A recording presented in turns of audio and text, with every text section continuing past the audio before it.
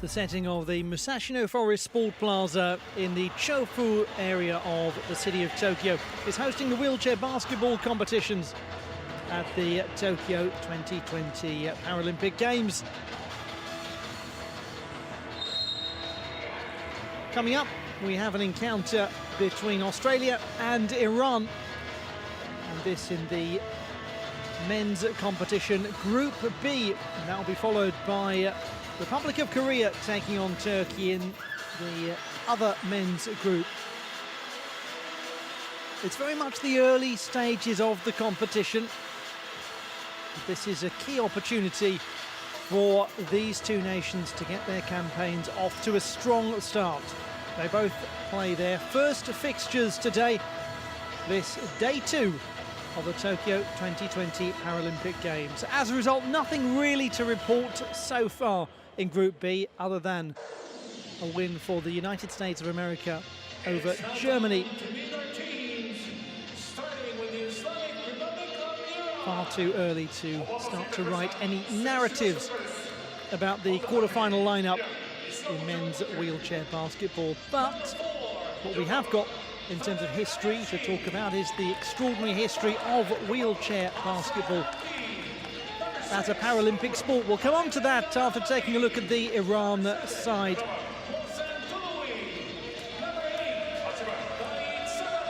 Wearing number 8 for Iran, Vahid Sadadpour Moghadam, one of the team that won gold at the Asian Para Games in Jakarta, Palembang in 2018. Number 5 is Hassan Abdi, who competed at Rio and also was in that excellent Asian Para Games side.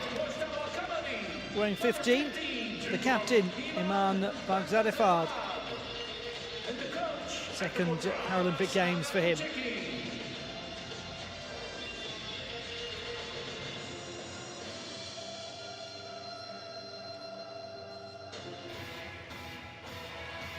And now for Australia.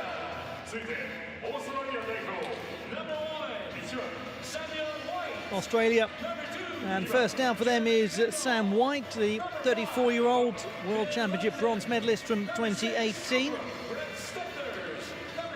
Wearing 7 is Sean Norris, the 36-year-old in his 5th Paralympic Games. Behind him, Tristan Knowles, 38-year-old, also playing in his 5th Games. Lots of great experience in this Australian team, with some new faces as well.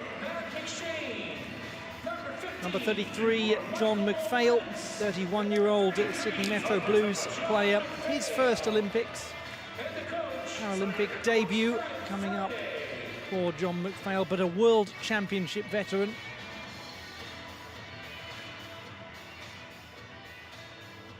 And we now have the national anthems of Iran and Australia.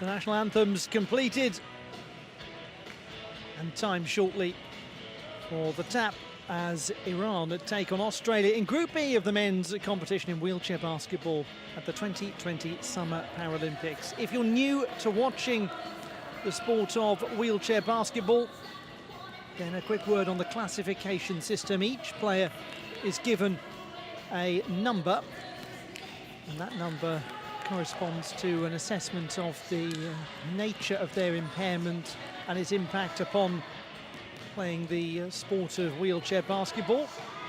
As we look at Gustavo Matias of Brazil, who leads the team of officials.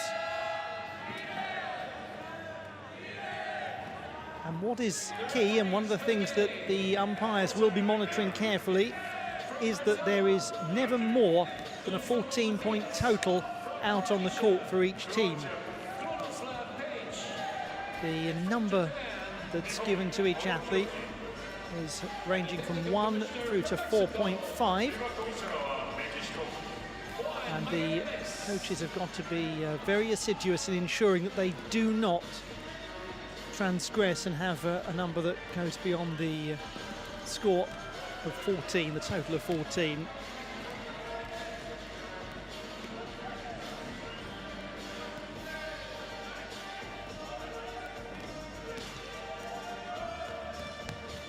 The starting lineup for the Iranian team. Hassan Abdi, who wears number 5 for Iran, was part of the Rio team and the Asian Para Games team. A lot of these players, such as Vahid Sadatpour Moghadam and his teammate Mohammed Hassan Sayari, are from that Asian Para Games team. Vast majority have carried through under the guidance of Abbas Akakucheki. Knows the players well.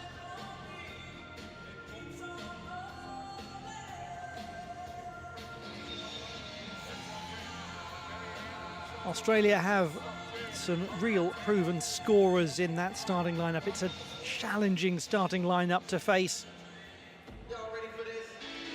Bill Latham, third games for him, silver medalist in London. Sean Norris there, as mentioned earlier, 5-time Paralympian.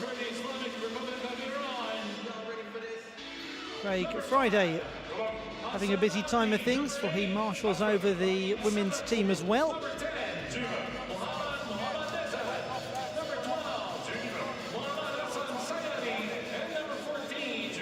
So very busy Paralympics for the head coach of both of the Australian national teams.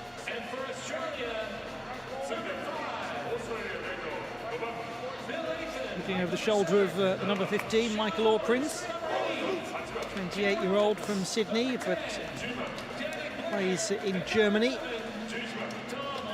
Second Paralympics for him, but a first in the sport of wheelchair basketball. We'll come back to his fascinating multi-sport history in just a short while. And we look over the shoulder of Faleh Ayashi, the number 4 for Iran. Made his international debut back in 2017 in a fixture with China. He's approaching a quarter century of caps for the national setup. 13 is Reza Evazi.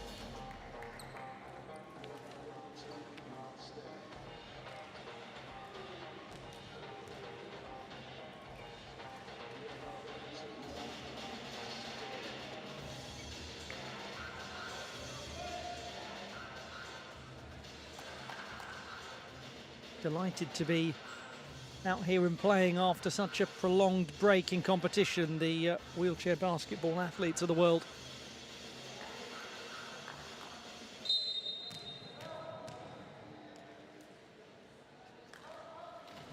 From the tap, it's comfortably an Australia possession as they attack from left to right. And it's a very warm welcome to you indeed to this meeting between Australia and Iran in the sport of wheelchair basketball, the men's competition at the 2020 Paralympics. And it is with number 14, Mochaba Kamali.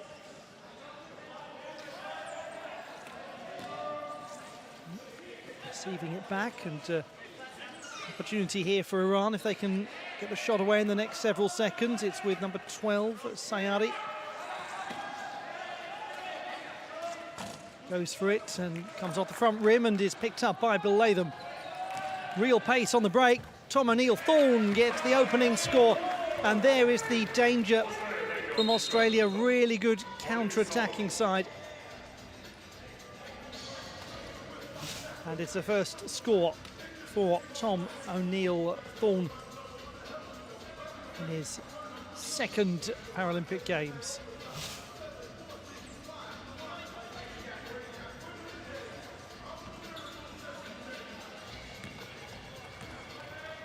The first of 4 10-minute quarters being played out on the court at the Musashino Forest Sport Plaza. Standard 24-second shot clock in operation in the sport of wheelchair basketball. For the moment you receive possession, you have a total of 24 seconds to get your shot away. If the shot rebounds and you get another opportunity, then you'll get 14 seconds on the clock. There are various other violations, such as the 3-second rule and the 8-second rule that we'll cover as and when necessary.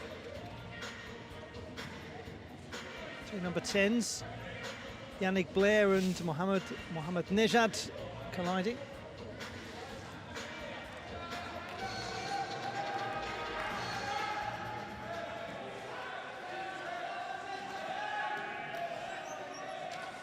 It's a good stretch by Tom O'Neill-Thorne. He's really in the right place at the right time once again.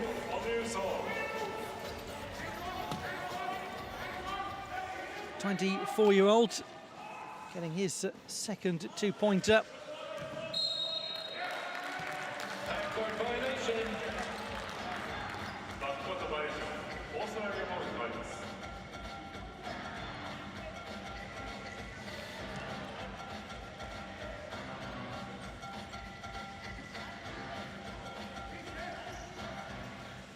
Five is Bill Latham. 7, captain Sean Norris, again finding O'Neill-Thorne. Rebound falling favourably to Bill Latham.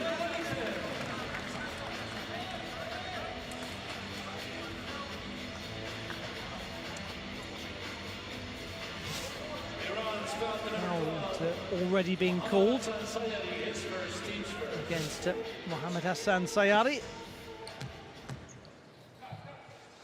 So it will be Bill Latham to go to the line.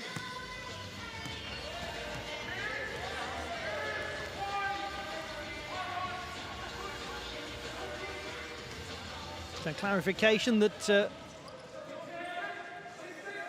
original score did stand, just the extra point converted. So Australia 7 to the good. Kamali has it back. Nothing at the moment for Iran. Tough beginning to the contest. Norris going over the top of Latham. They're the man who won gold in Beijing. Silver before that in Athens, a silver medal in London as well. Known as the Wizard. And already a timeout called by Abbas Akakucheki. Unsurprisingly, really, it has been a troubled start for Iran.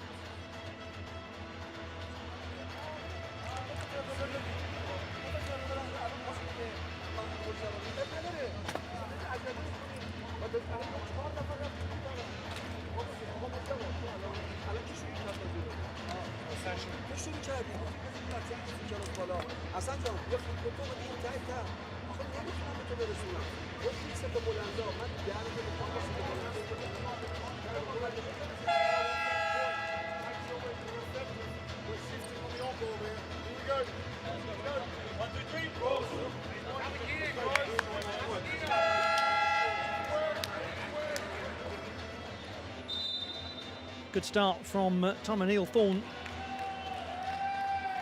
He was at one point the youngest ever roller to play in a World Championships in 2014. Become such a big part of the national team in a short space of time. So post-time out, Iran attempt to get on the scoreboard in this first quarter. Sayari. For Moghadam. Still, there is no success for the Iranians as Norris comes up court. Oh, what a lovely spot that is. There was almost no gap, but Latham received it. Such accuracy from his captain and matched it with a layup.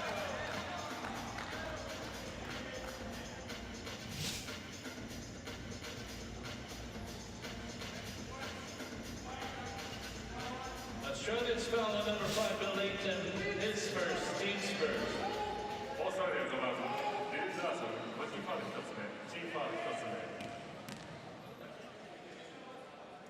Hassan Abdi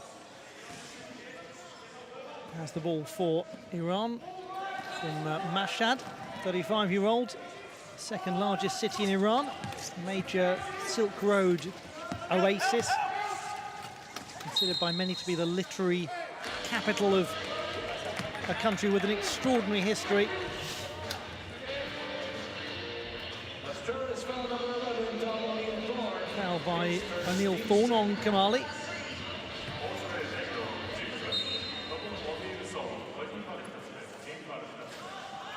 Shaba Kamali goes across to Sayari. And there is the first score for Iran. Comes from Mohammad Hassan Sayari, the 24-year-old. Plays his basketball in Izmir in Turkey. Very fine league there. And then straight away, Norris hits Iran on the break. Already a 9-point gap. Is that basket going to enliven Iran? They certainly had chances. 8 is Kim Robbins, plays in Germany for Rollstuhl Basketball.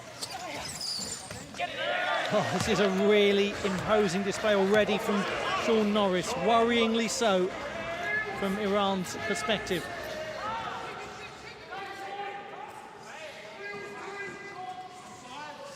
Looking for space, it's Kamali. Good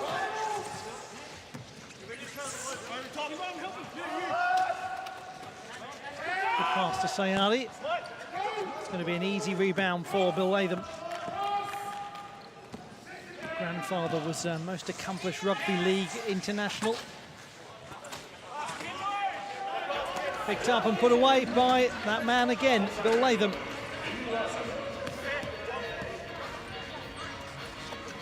Australia have 15.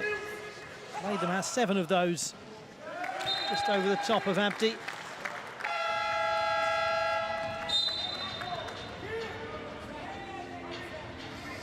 Substitution for Australia. Abdul Jalil Garanjic, 34-year-old, is to come on, and first time that we see John McPhail as well, the 31-year-old graduate of social work from the University of Texas in Arlington.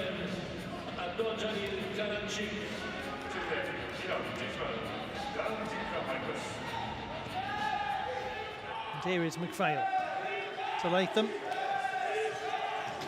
O'Neill Thorne. Oh, that's superb. What a shot from O'Neill Thorne. A three-pointer. Just to an exclamation point to Australia's dominance so far. Sakat por Moghadam. Sayari looking for a shooting chance with the second sticking away. Never really seemed compellingly on. O'Neill Thorne picks up the rebound quite easily.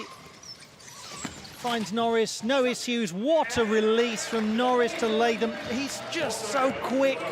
His decision-making, fantastic. And when you've got somebody like Latham who can finish like that, it's an imposing attack.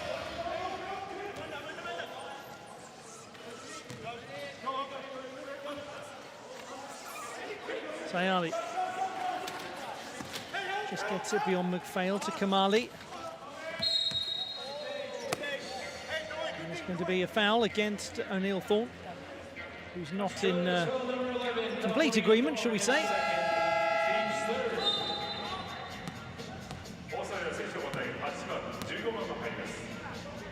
Chance to see Michael Orprince as well. And Tim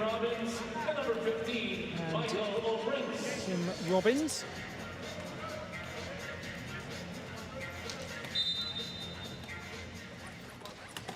Sagadpur Moghadam wears 8 for the Iranian team. It's experienced. Has picked up a score as well. It's the second score for Iran. Are they going to get hit on the counter pretty quickly by Norris? He felt he was impeded. Iran's call to number 11, his first, team second. The foul seems to have gone against number 11, Abdolajil Garanjic.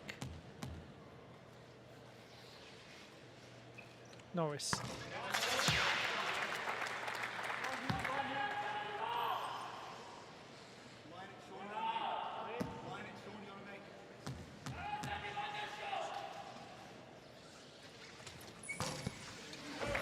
Never really looked unlikely. The man who is making his 270th appearance for the national team. Remarkable accomplishment. Kamali. Picked up well by Orprince. Gentleman who won a gold medal in swimming in London along with a bronze medal.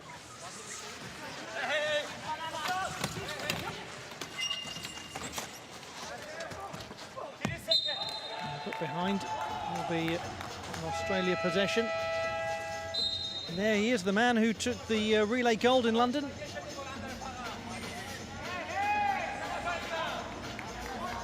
Substitution for Iran. The captain, Iman Baghdadifard, is on.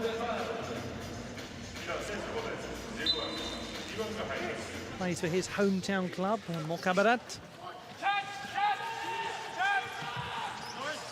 Norris. Just under a little shot clock pressure there.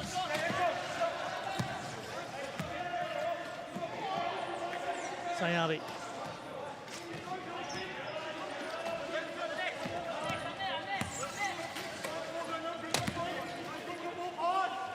Good defensive work from Australia, making it difficult for Iran to create the clear opportunity.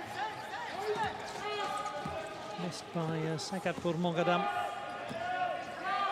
In contrast, Australia just bring the ball up court so quickly, they give themselves a lot of time to shoot. No success though from Orprince.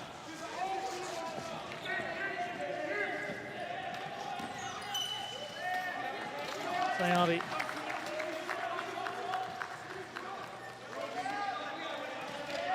Taking a long time to make the move.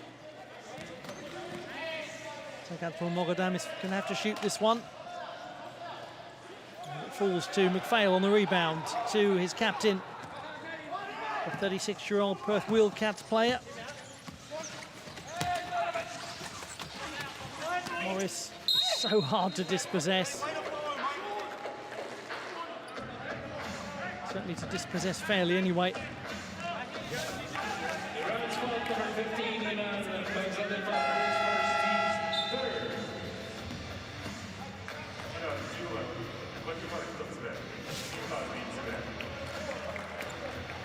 Substitution for Iran, number 7, Mohsen Louis.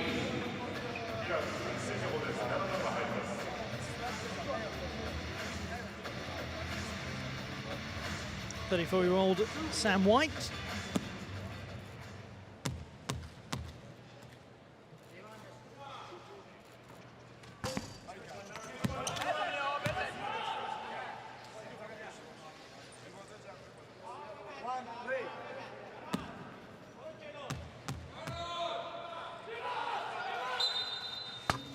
Norris gets the second, and Australia are 23-4 in the lead.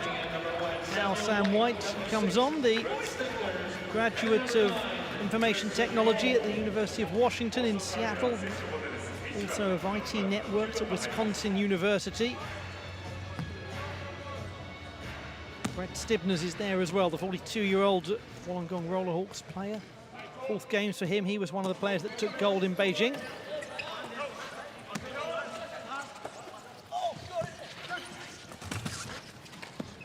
Recovered well by Tristan Knowles.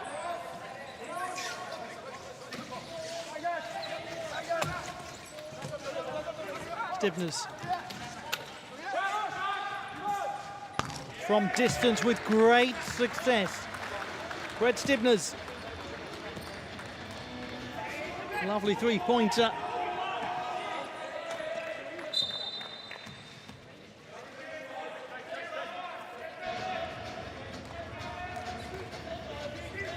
Oh, 22 points, the gap already. Australia are playing most impressively, and this was so calmly taken by Stibners. Just lovely technique.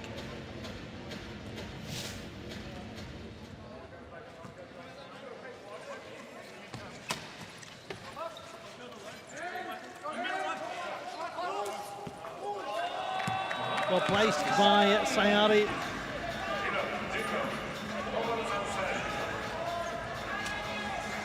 But still, the gap is huge. 20 in the last minute of this first quarter. Knowles.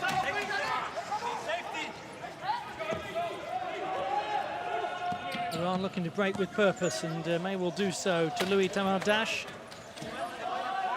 To 15, Baghdadifard.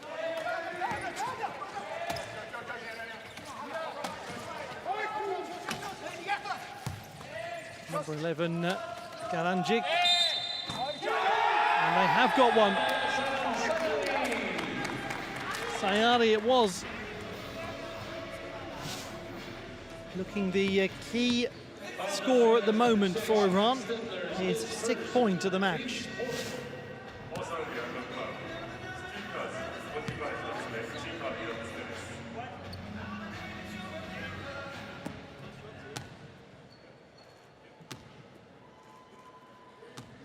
Can he add to it?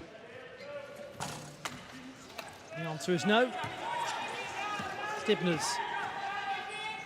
Plenty of time here for Australia.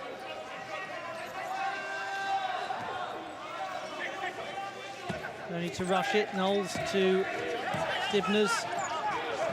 Into Knowles. This is great play. If they finish this just a little under the basket, too much so for All Prince.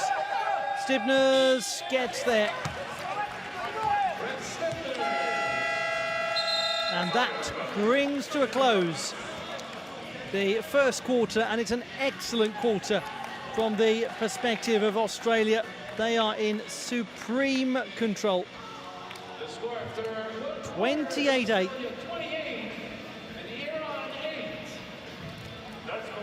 It's a very tough opening to the match for Iran.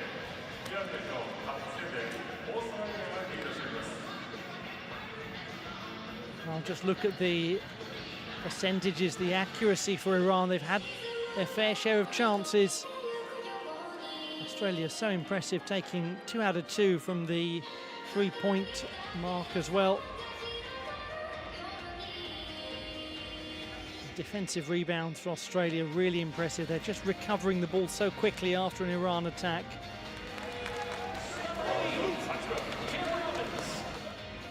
Let's have a look back at some of the moments of the first quarter.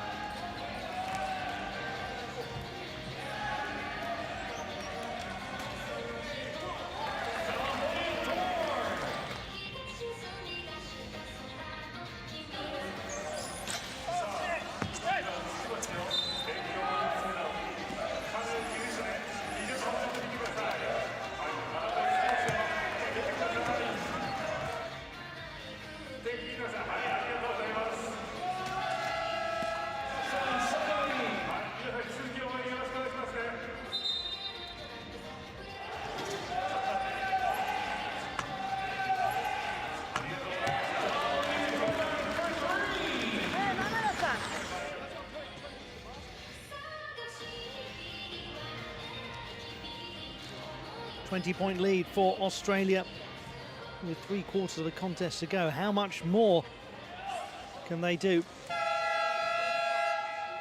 Is it too early to start talking about the notion of Iran keeping the score down as best as possible? Is there a way back?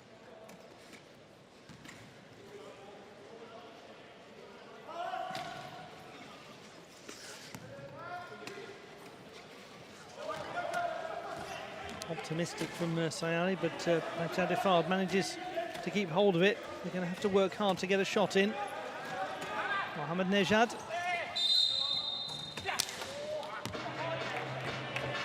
Sayari is fouled by Latham. Australia's foul number 5, Bill Latham, his second, team's first.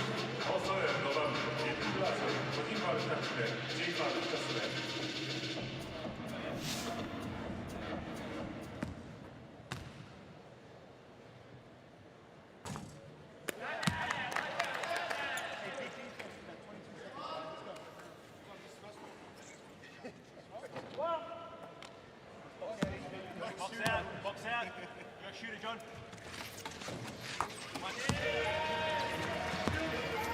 Single point scored by Sayari as Australia have possession with John McPhail. Stibners.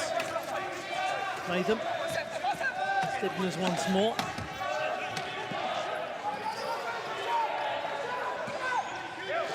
McPhail. Time not exactly favouring Australia on that occasion. Haven't been under a great deal of shot clock pressure throughout, but foul by Toulouse Tamardash is most helpful.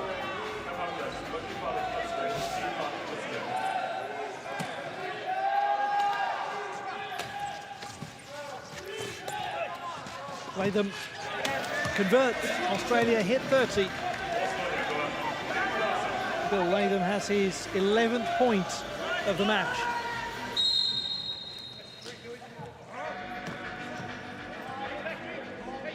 Superb sporting background, Latham. State champion as a para swimmer, national junior wheelchair lawn bowls champion. Slightly different sport from wheelchair basketball. So a national record holder in para-athletics, a very good discus javelin shot putter. He's already committed 3 fouls.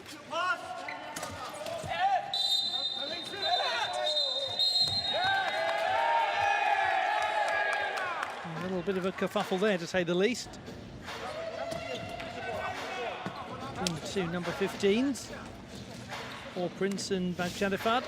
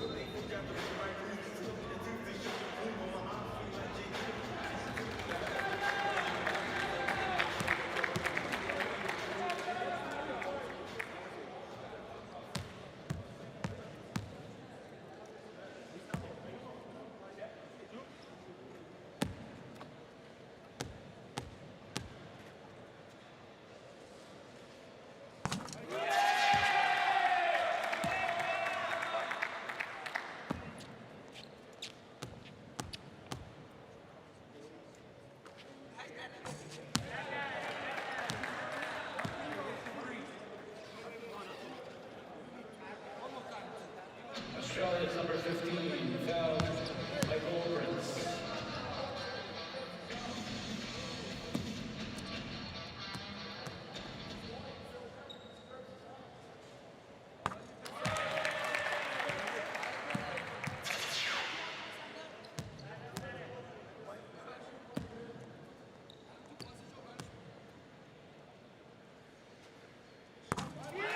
That's really good work from Baghdadifard. 3 out of 4. Still a long way back for Iran, but better little spell.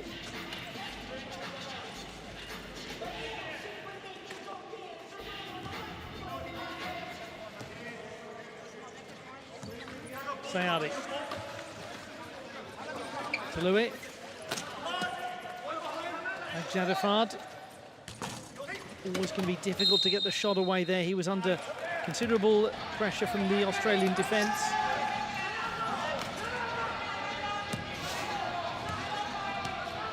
Iran's foul number 7, Mohsen Boulouri is second, team second.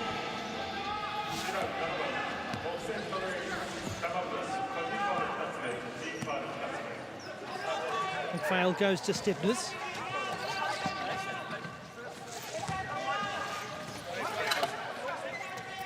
Foul once more, now back to All Prince. Stibners, good movement this from Australia. Is he going to get the finish it deserves? Almost off the front rim.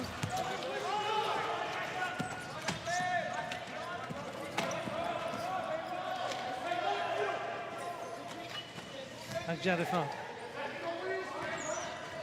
Not a great deal of time to conjure the shooting opportunity. Sayadi. Difficult angle to find the target from. Here is Stibners. He's awarded the Medal of the Order of Australia. Oh, eventually, courtesy of his gold medal winning contribution in Beijing. Started playing the sport at 22, 2 decades ago.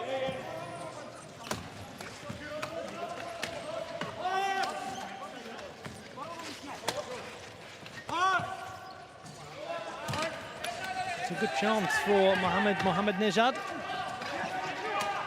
Stibners, that's clever, to McPhail. Still McPhail. Like it was going to Tyndall, instead it was cut out by All Prince.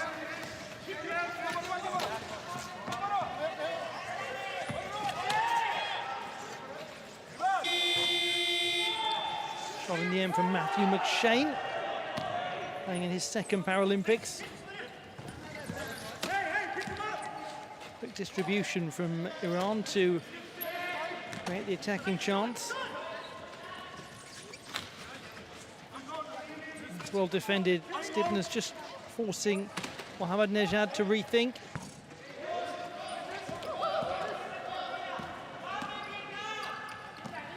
McPhail.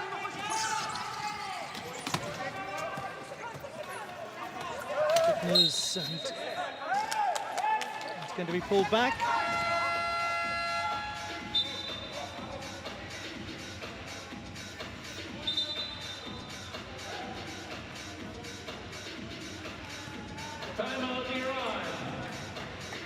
The timeout has been called by Abbas Kakucheki. Second timeout.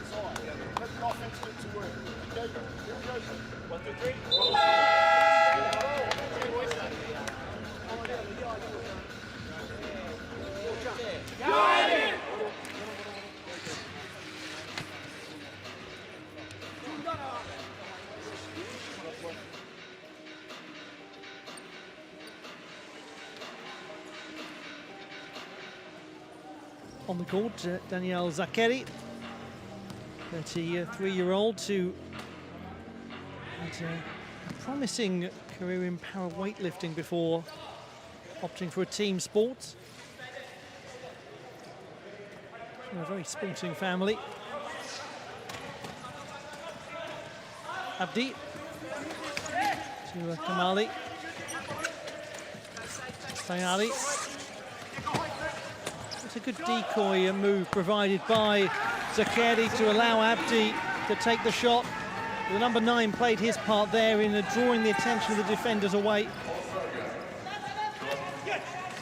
Knowles, that's great onto McPhail.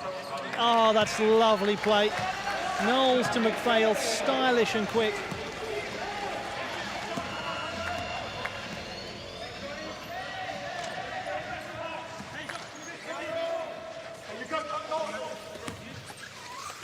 Kamali.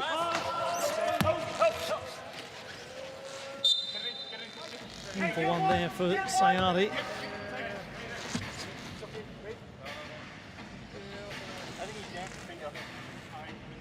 The ball just seemed to come off his finger very awkwardly.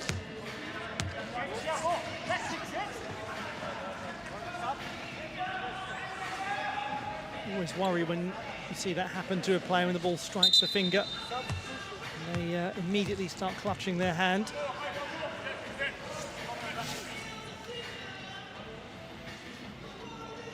Oh, yes.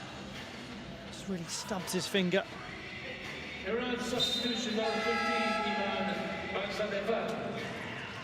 I hope it's all okay for Mohamed Hassan Sayari, a member of the team. As we look at the captain, Iman Baghdadi.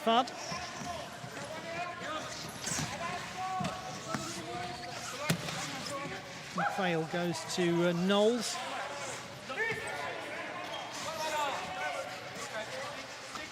That's lovely from Knowles. Three-pointer. Made with real confidence and accuracy.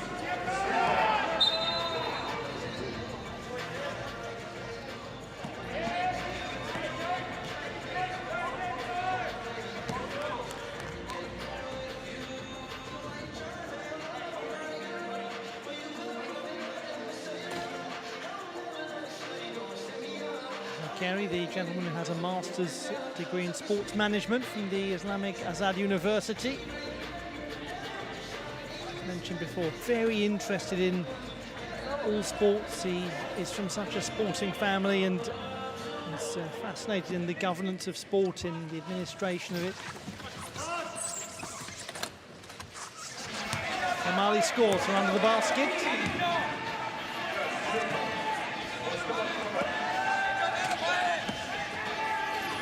Stibners. What a good spot that was to Tyndall. Tyndall on to McPhail. It's quick work. Having to slightly reset and rethink now, Australia. Stibners to McPhail.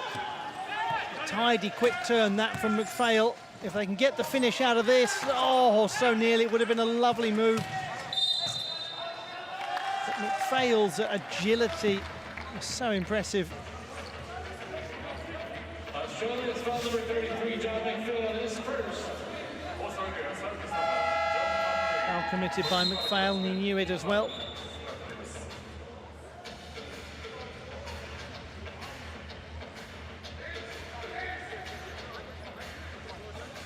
Mohammad Nejad from Qom, in the north of Iran. Very important spiritual place, a holy city, the centre of Shia scholarship. A couple of the Iran team from there. Reza Evali, number 13, the other.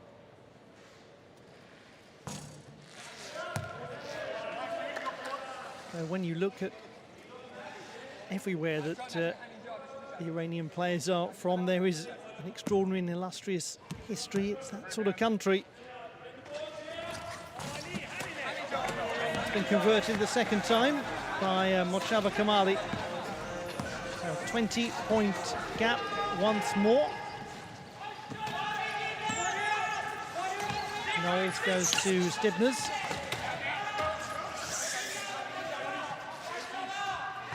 A little fade away from in the paint by John McPhail. That was really well played. Beaming on the sidelines, his teammates.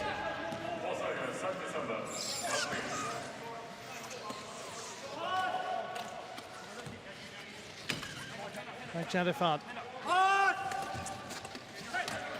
Kamali. What a great steal this is. Well played, Jeremy Tindall. And then spotted Tristan Knowles. It's McPhail, but no reward. But Jeremy Tindall's excellent recovery of the ball leading to that chance for Australia. How splendid it is that they've got that man right there back in the national team after he took a break a few years ago. Craig Friday convinced him to come back. Said, please unretire if you would. Deposited with precision by Brett Stibners. An all-star team, regular at domestic level. Has spent some time playing in Spain as well. Ambitious, but worth a try from Hassan Abdi.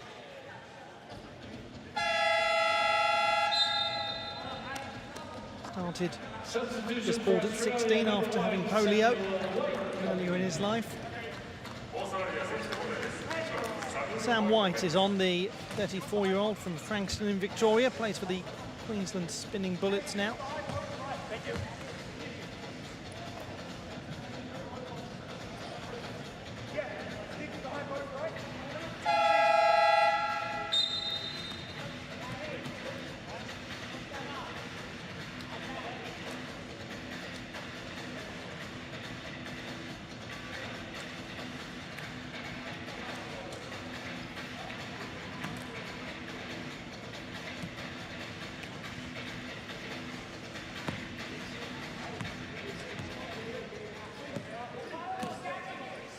McPhail to Tristan Knowles. Stibners. Plenty of time for Australia to cultivate the shooting opportunity. It's going to come from McPhail. Swatted away, but captured by Tindall, who's good at that. Good with a loose ball. Stibners. Another opportunity as the clock goes to 14. That's really well controlled by Brett Stibners. Really had to lean back from under the basket to play it.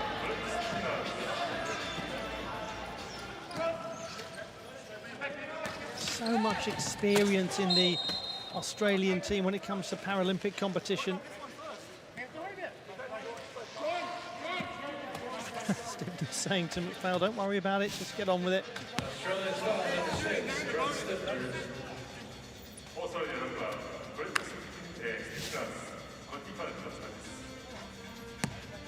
Stibners knew it was him, happy to take it. Mohsen Tului Tamadash from the line.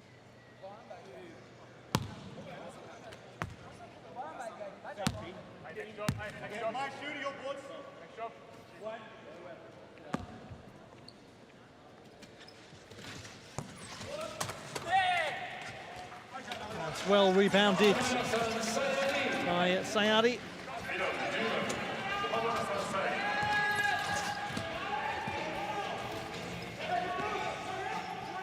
Stibners right there to Knowles.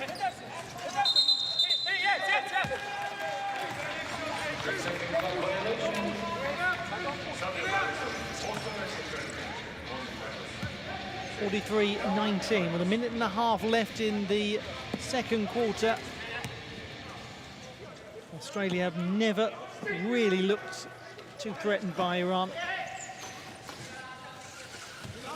Tului Tamadash finds Sayadi. Has a look around, has a think, decides that he's his own best option. And as a result, Australia go to see if Tindall will counter. Knowles spends a lot of time working with his own cancer foundation to raise money to fund scholarships for young people, very much inspired by his own experience as he goes for the three. Oh, that was a treat of a shot from Tristan Knowles.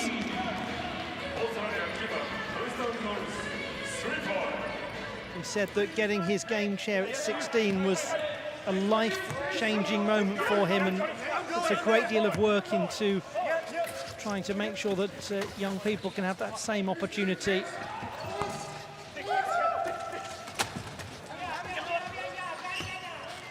We'll probably enjoy an interesting conversation with Iran's Mohsen Taloui Tamardash, who's extremely passionate about social activism.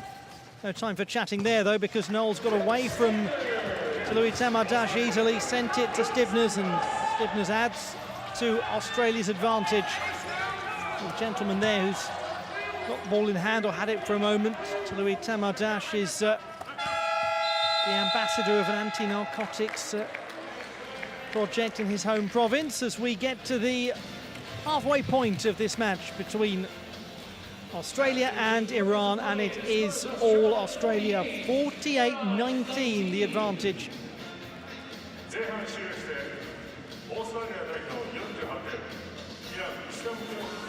All going very smoothly so far. An old score of 6 points. We saw a moment ago Brett Stivners, top scorer, 13, 11 for Latham. For the Iranian team, it is the man in the middle there, Sayari, who is their strongest performer with a score of 9. 7 points from the captain, Sean Norris.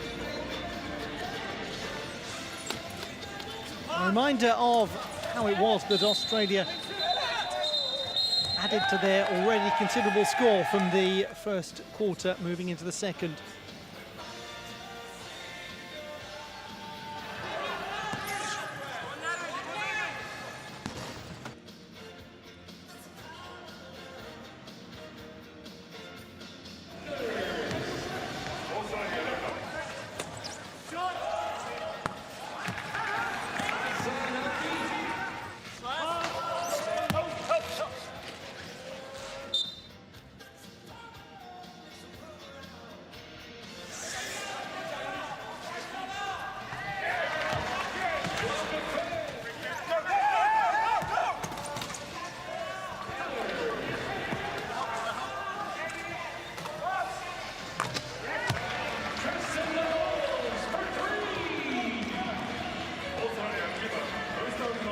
A more positive quarter from Iran's perspective.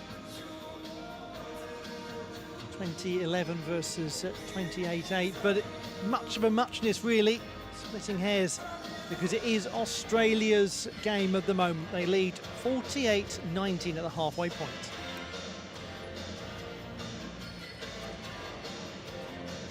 Let's have a look at opening ceremonies and day one highlights.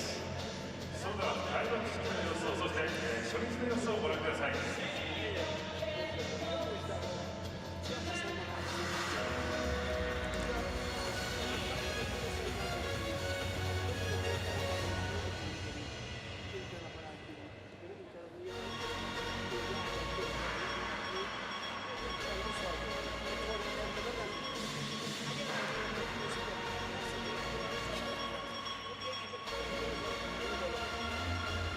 بنابراین میخوام این دوتا یه سال بازی کنیم.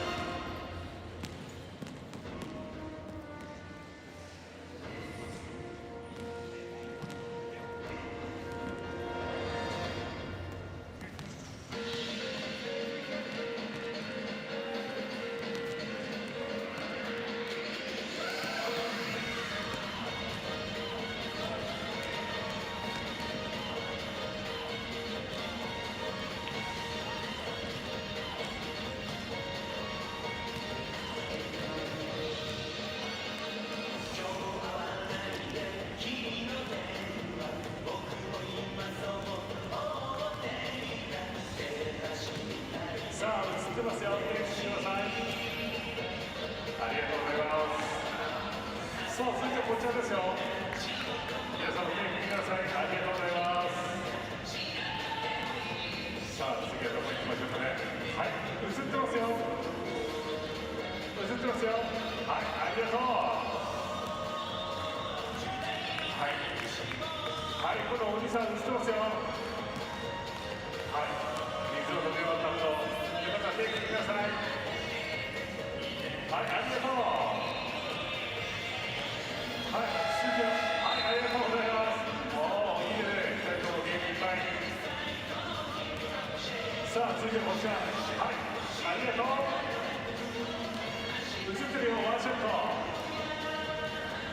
い、そして皆さん、手振ってください。ありがとうございます。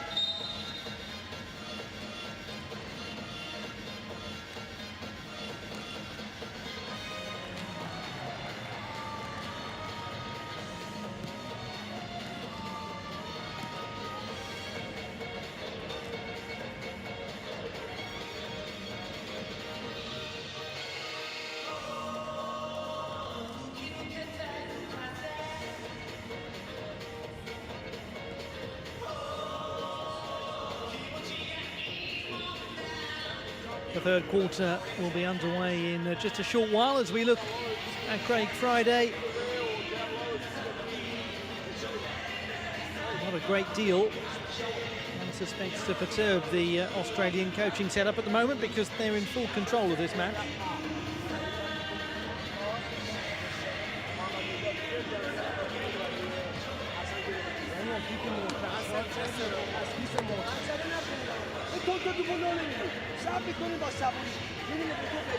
Where do Iran go from here?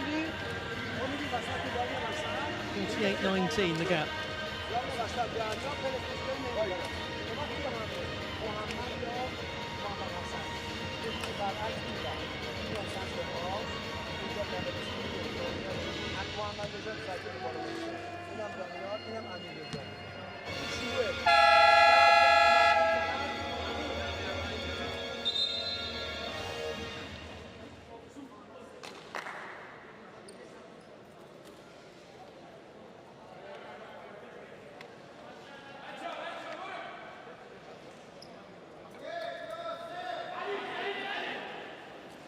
Certainly the performance of Mohammed Hassan Sayari has been very key for Iran thus far. The limited success that they've had, much of it has come through him, score of 9 points.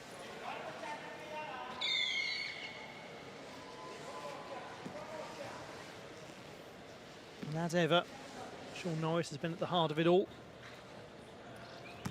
Kim Robbins on at the start of the second half, that is.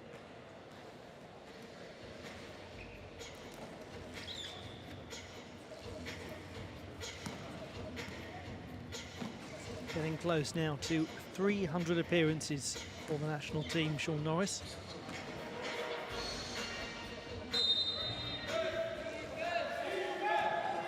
Australia have possession at the start of the third quarter. They attack the basket to your left. The attack is exactly right, though. That's been intercepted by Kamali. And Robbins looking to shoot.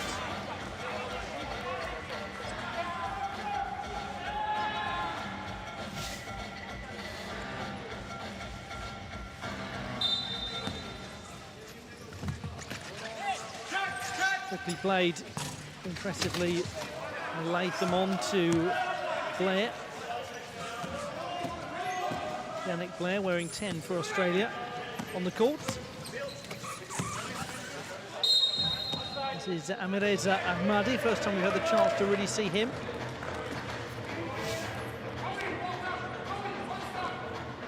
Just 20, he's a player that there's a lot of discussion about in Iran.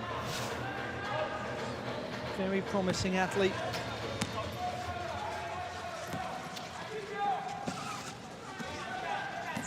Latham. O'Neill Thorne. Not able to control the shot.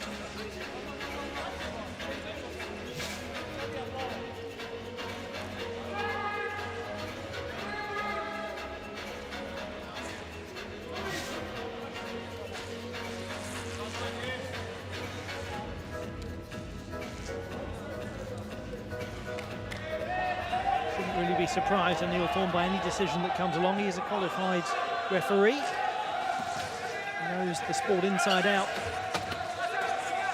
Always a useful thing to have somebody like that. It's also useful to have somebody like that, like Bill Latham, who can finish so effectively.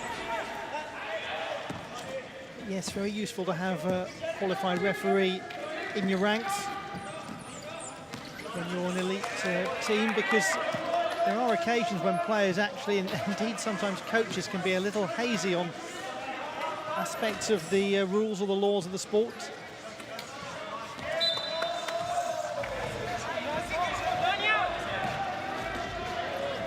I'm sure there are some of you out there watching this right now empathising with that.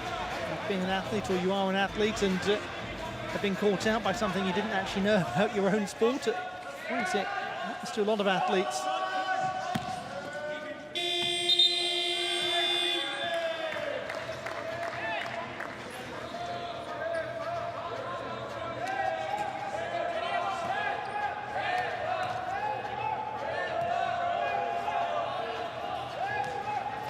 Down from Robbins, who receives it back from Blair. The 3-year-old plays in Germany. Throwing it to Norris, and play what he stopped.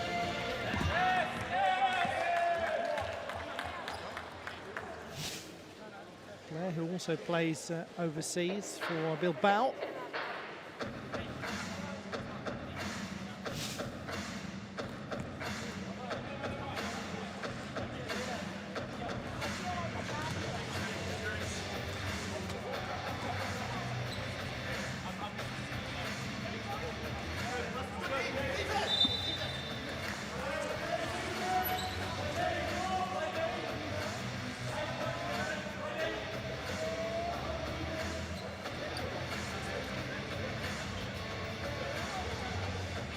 Once again, a slightly bemused-looking Tom O'Neill Thorne.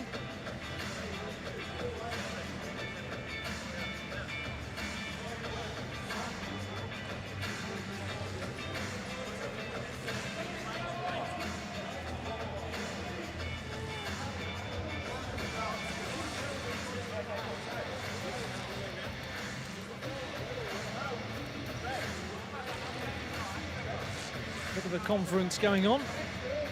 Iran's fellow number 10, Mohammad Zezan.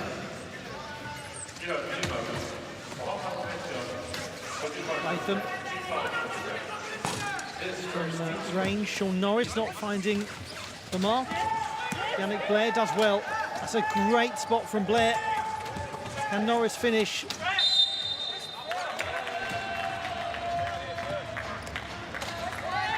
Latham suggesting that there'd already been a foul on Blair, perhaps.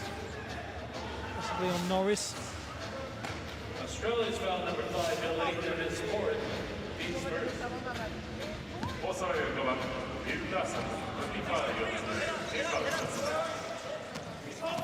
Kamali.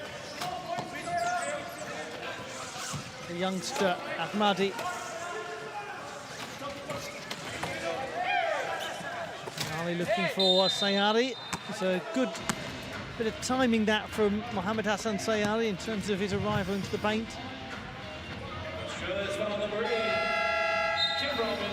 his first, team Draws the second. foul from Kim Robbins. Meanwhile, Bill Latham, 4 fouls for him.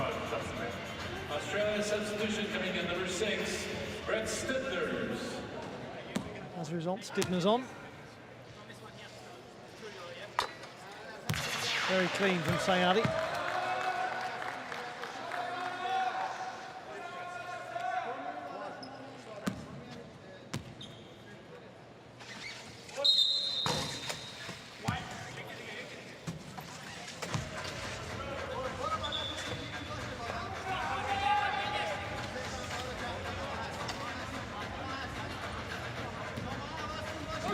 Norris to restart, sends it to Brett Stibners.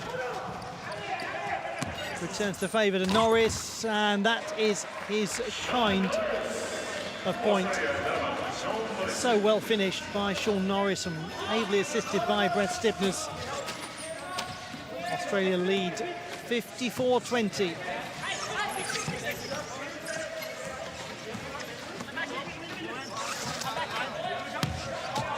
Sayadi. Neil Thorne making life difficult. Seconds being used up. Kamali had to go for something perhaps a little further out than he would have liked. Norris to O'Neill Thorne. Stibners. Norris recaptured by Sayadi. Ahmadi. Daniel Zakeri de Vosta. Sayadi.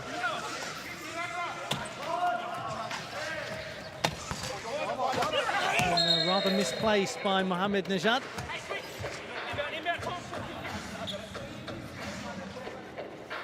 Iran's fault, number 6, There's Ahmadi, 20-year-old from Ilam in the west of Iran, up in the mountains, 1,300 metres above sea level. Plays for the Shadari Amol club. Made his national team debut when still a teenager. Stibners, it doesn't drop kindly for Robbins. It's with Kamali. Well, he has some support from Sayari. Has to shoot himself.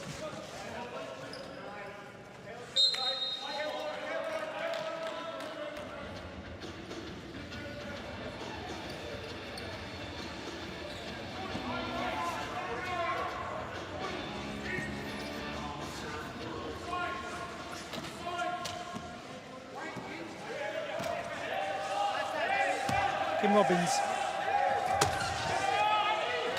Good spot arriving, O'Neill Thorne, and then place to Blair, who couldn't find the basket.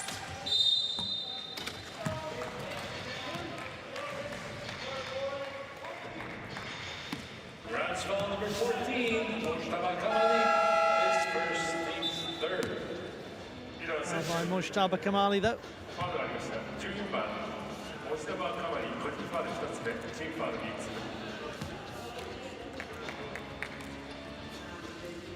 Back on Abdul Jalil Garanjic. The captain Iman Baghdadifad.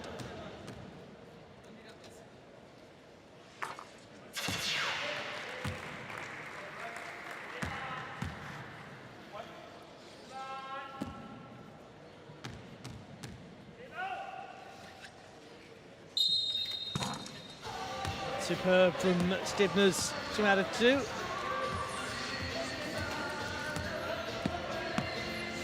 They actually, as a team, only missed the 1 free throw so far of their 7 attempts.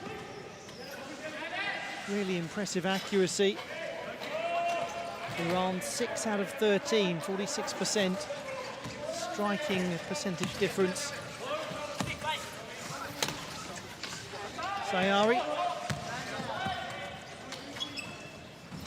Neil Thorne, a half cut out, well picked up by Stibners.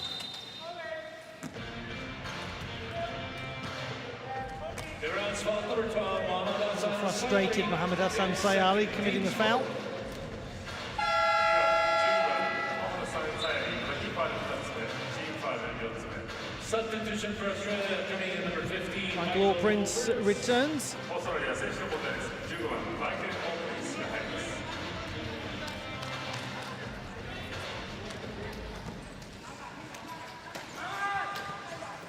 Norris.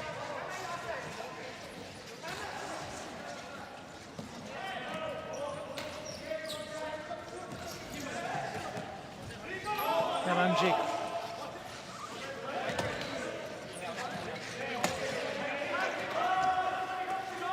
It's quite a pass from Galanjic to Sayari. Can he shoot under some pressure? He'll have to rethink. Try and move for some space, which he has managed to do so, but very difficult shot to take. He was leaning heavily. What a breakaway. Oh, Anil Thorne brought down. Amireza Ahmadi. Iran's foul on number 6, Amireza Ahmadi. No doubt about this. And Anil Thorne was breaking away with some likelihood of having a largely uninterrupted opportunity. So as a result, he goes to the line.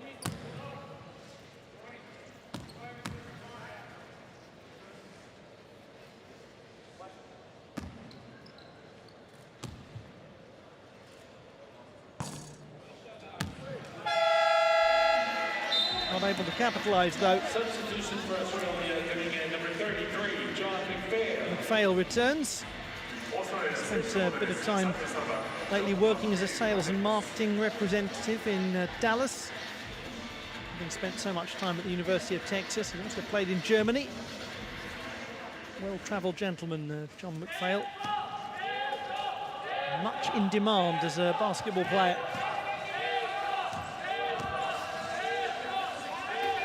Robbins. Well placed by O'Neill Thorne. Up to 9 points now in the game. Australia just one basket away from 60 points. Their lead is growing impressively. Just a single point scored by Iran so far in this quarter.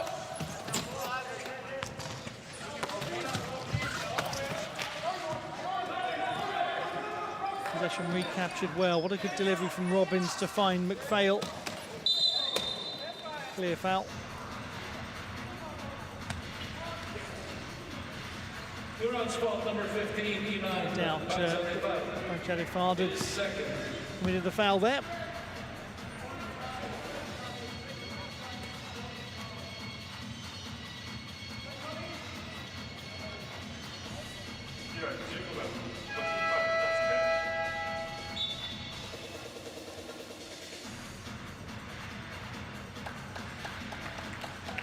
Substitution for Iran coming in number 7, Mohsen Touloui. Mohsen Touloui back on the court.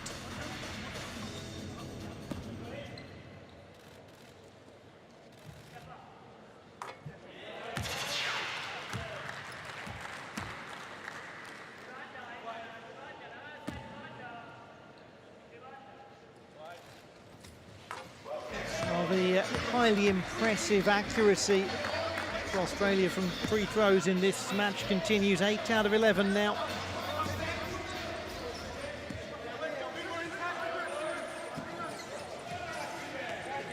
Mohammad Nejad.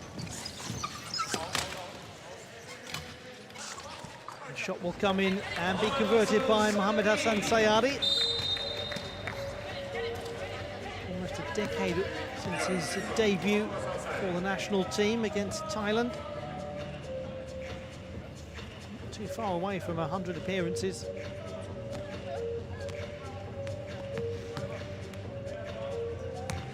Iran's fault number 12, Mohamed Hassan Sayari is third.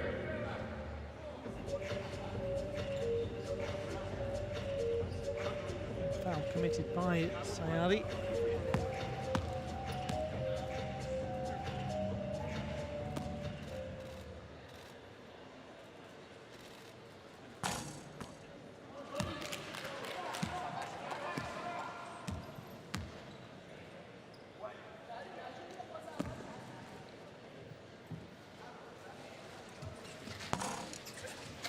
Nothing for McPhail on that occasion.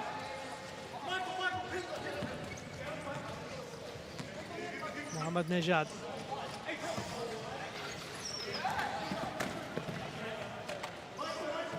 Sayari. Get away from Robbins.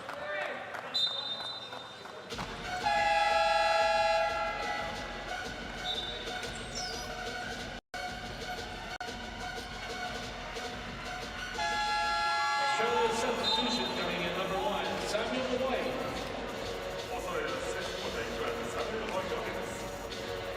Timeout Iran.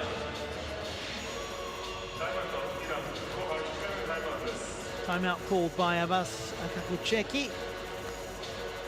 But Iran trailing considerably with just 3 points scored in this quarter to Australia's 12.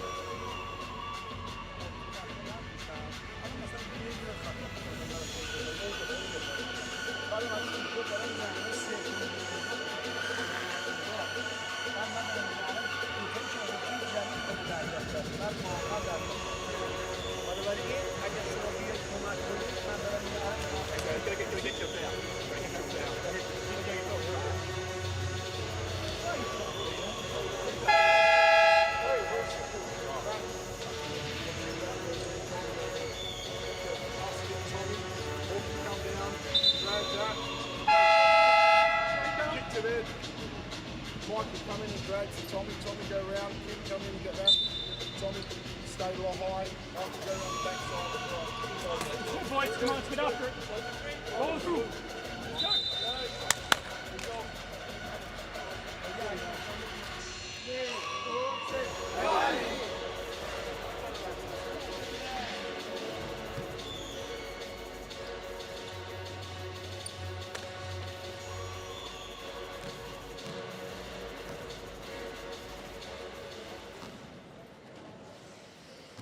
Four Prince goes to O'Neill Thorne. 3.5 minutes left in the third quarter of this Group B match in the men's preliminary stage of the wheelchair basketball competition at the Tokyo 2020 Paralympic Games. Next one, no, go! Sayari. Jadifard. Now it is with number 7 to Louis. Talk about people who've had an extraordinary introduction, an almost coincident introduction to the sport. To Louis was the beneficiary as the shot clock expires of a chat with the owner of a newsstand where he bought sports papers every single day. He didn't even know that Parasports existed, and it was that gentleman who gave him some guidance. An important conversation it was as well. What a transformative effect it had on the life and the career of Mohsen Taloui Tamardash.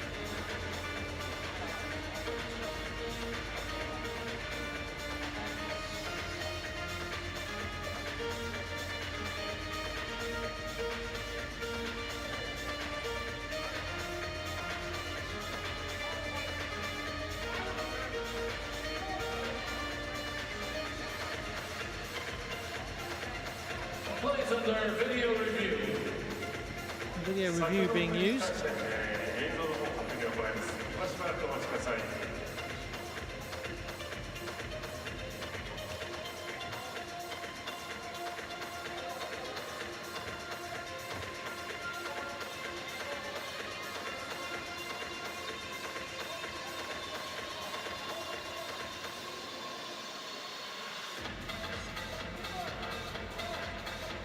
Gustavo Matias of Brazil and Ono Hiroki of Japan.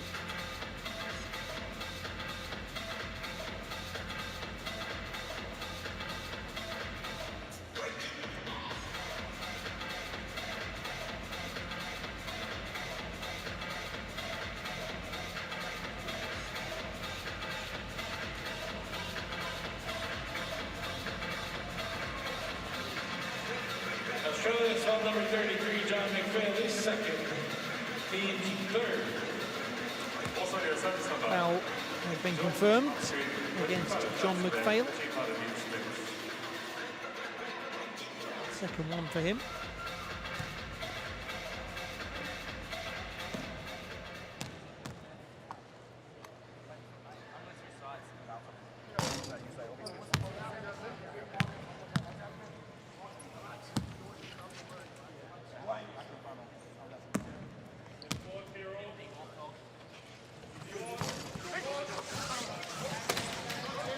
Prince from the rebound to McPhail. Quick movement on to Kim Robbins. Kim Robbins does well. Quite well enough, but quick build up of the attack from Australia.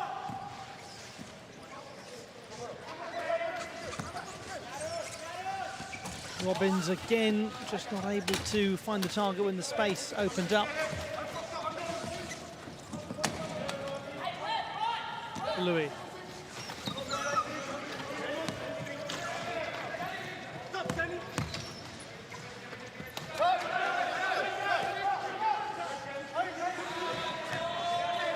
Sayari. Very hopeful from distance as the clock was expiring.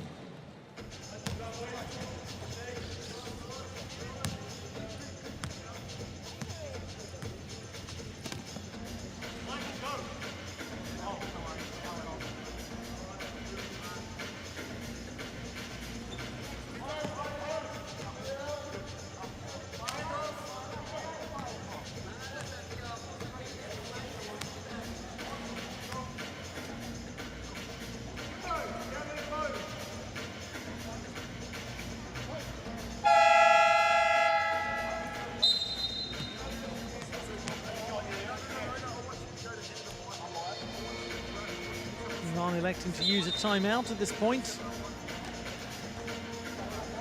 Iran substitution. Rather a substitution made, apologies. Sam Abdi and Mujtaba Kamali Number 8 by coming on. Salah Pool. And number 14, Mujtaba Kamali.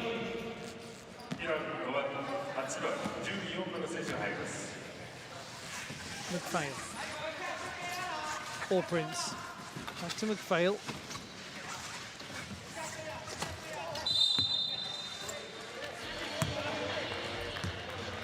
Kamali a little too physical. Iran's foul number 14, Mujtaba Kamali, is second. Second one for Penalty shot. Mujtaba Kamali.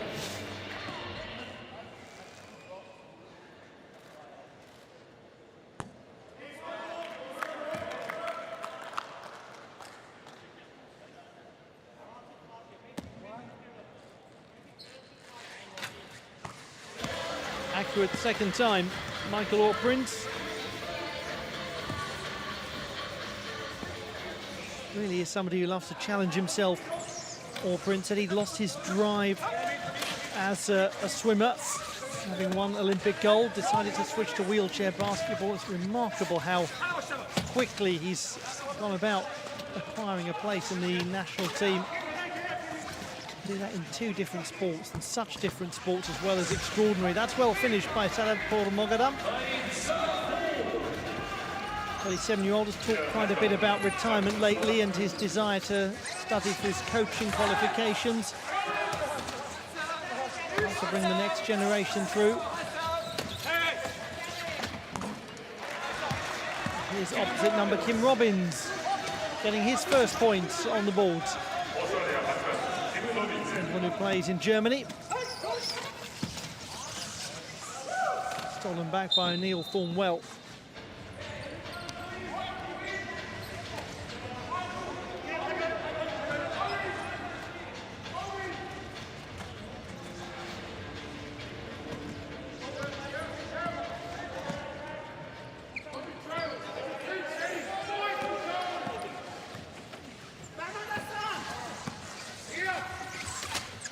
Robbins again as we enter the last 30 seconds of the third quarter, and Australia have a 41-point lead over Iran. Mohamed Nejad.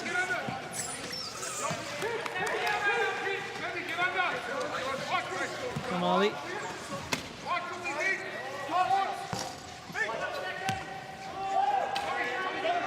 Will there be one last ambitious attempt from Australia? Indeed so, but without any genuine expectation. But they have reason to be buoyant, Australia, because with 1 quarter remaining they lead 65-24. And that was another dominant quarter for them. Didn't score as highly as the first two, just 17 points. But Iran restricted to scoring just 5 points in that third quarter. The Tokyo 2020 organizing committee would like to As a result, it is 65-24 at the final break in play. Success. 東京2020ではたくさんのボランティアの皆さんにサポートいただいております。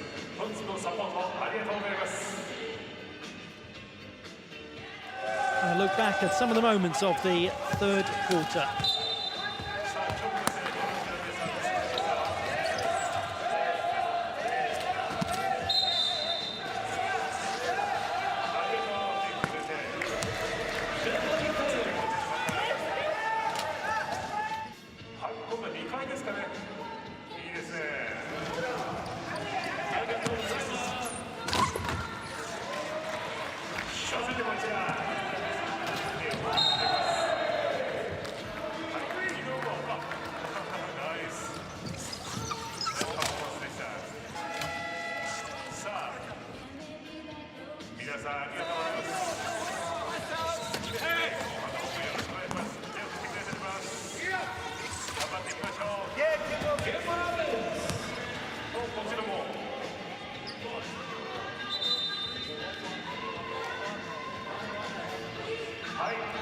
Australia versus Iran in the men's wheelchair basketball competition at the Musashino Forest Sport Plaza. The first match for both of these nations at the games of the 16th Summer Paralympiad.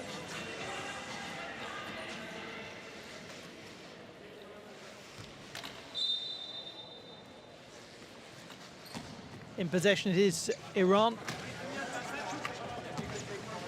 Hassan Abdi has the ball. Goes to Sayadi. 14 is Mojaba Kamali. Easily picked up by Tyndall. Man with a teaching degree from La Trobe University in Melbourne. From Waiai in Victoria, a town of under 400.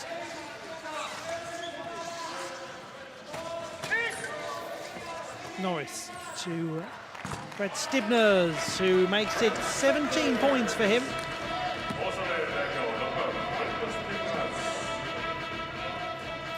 Australia have 67. Kamali. Sagat for Mogadam. Sayari, the 24-year-old.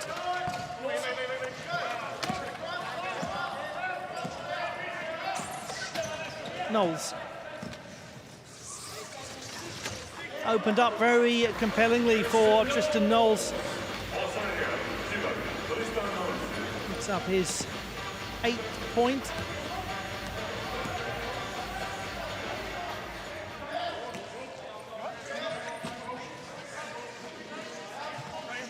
For Mogadam, committing a violation. Slight differences to the travelling rules in the sport. It's wheelchair form. Come back to that in just a moment as Abbas Agropacheki calls the timeout for Iran.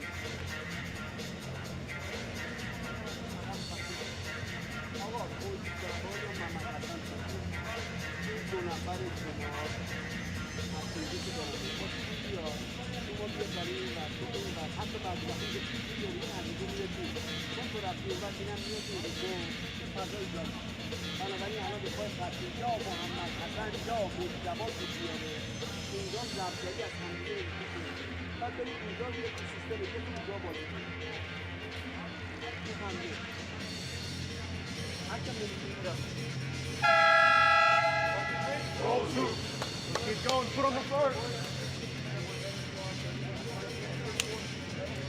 I'm probably done.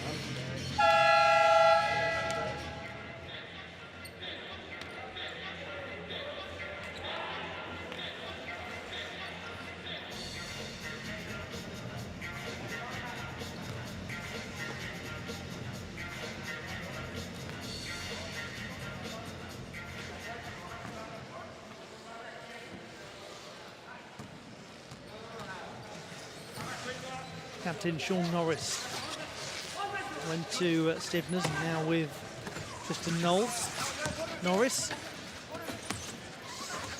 Stivners to shoot and to score. Convincing, as he has been throughout. 42-year-old has looked excellent. As he put it so succinctly recently, the harder I work, the luckier I become. It's a very good comment on the misunderstanding that we can all be guilty of with the notion of luck in sport. Tends to be the strongest players and the hardest working players that seem to be the luckiest ones. And those that have developed the right strategy, of course. No fortune in it.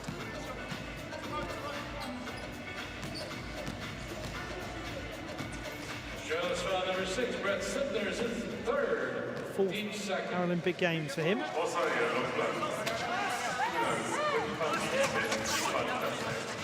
Under the basket, too much so for Kamali. Stivners to Tyndall, all clearly for it.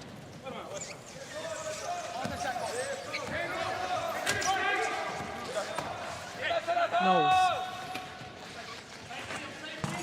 Super shot once more from Knowles. He's been really good from that sort of range. Gets to 10 points. Graduate of Commerce from the University of Wollongong.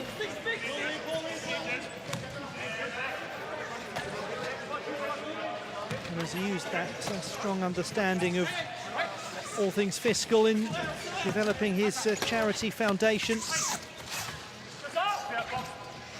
Was asking a lot for Sagadpur Mogadam from that sort of acute angle.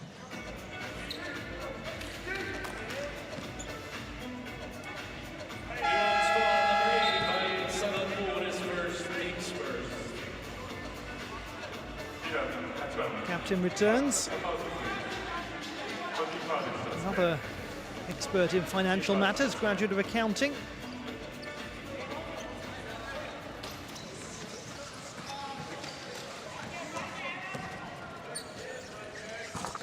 Simple and effective.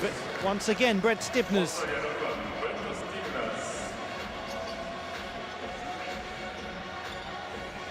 Goes into 21. Goes up to 21, I should say. Like Jadifard moves it to Sayari. Hassan Abdi off the rim and easily in the grip of Stivners, who read it well. Tristan Knowles.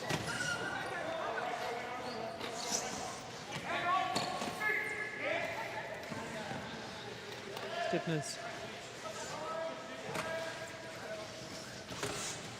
Picked up by Sean Norris. Lovely, tidy, quick turn and from a difficult angle. Impressing his teammates. Impressing Michael Orprince. Vahid Sagadpur Mogadam. They do call Sean Norris the wizard because of the extraordinary magic he can work out on court.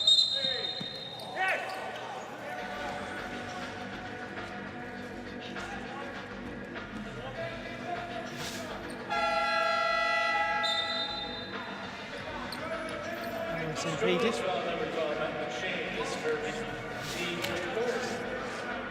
ストラリア10番マシンの試合に個人ファウル1つ目チームファウル3つ目です。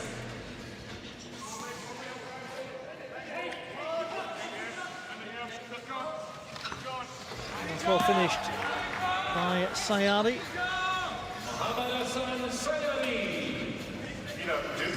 Overwhelmingly the strongest scorer for Iran. He's reduced to over half of their points.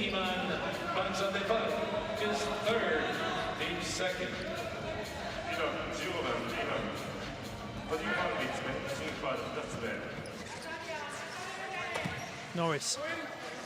Just over 5 minutes remaining in this meeting between Australia and Iran in Group B of the men's wheelchair basketball competition at the 2020 Summer Paralympics. In truth, it has been Australia who've dominated from the very beginning.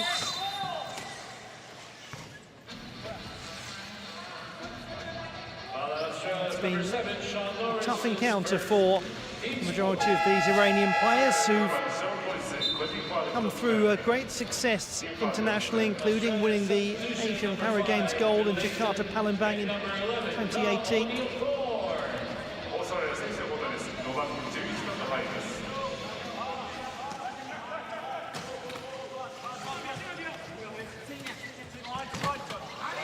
And yet again, finished by Mohammad Hassan Sayari, one of those players who was such a key performer in Jakarta Palembang.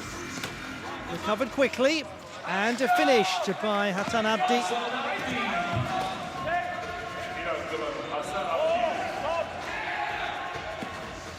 4 points for Abdi, the 35-year-old, competed at the Paralympics before.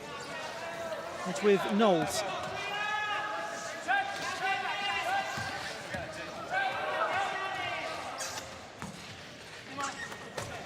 Hooked up with agility by Baghdadifard.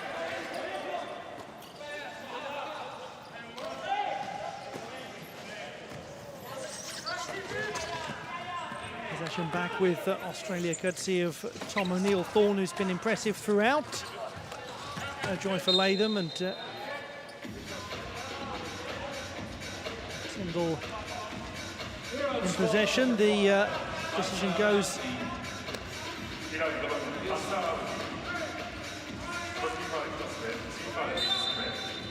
the way of Australia. Knowles. Nice, lovely quick movement, and just a crucial touch coming in from Sayari. Really did find an extra gear in terms of pace there, Australia, in building up that attack. Important touch.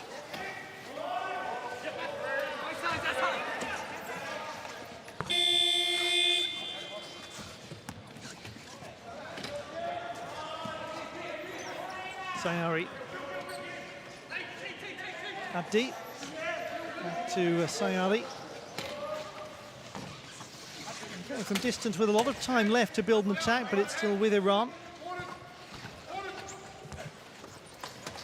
Difficult to get from right under the basket, and it is Australia who recover possession with O'Neill-Thorne stealing it, and a chance for Knowles, courtesy of McShane.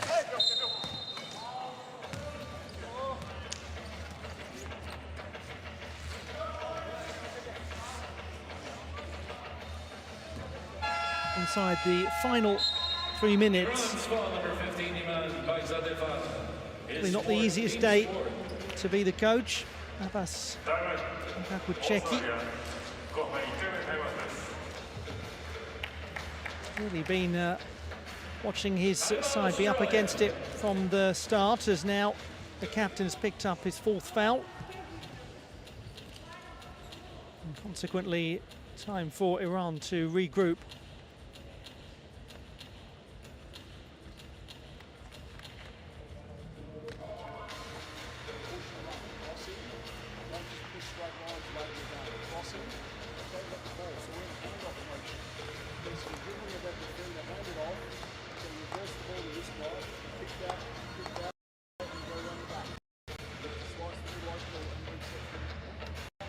Finish how we started.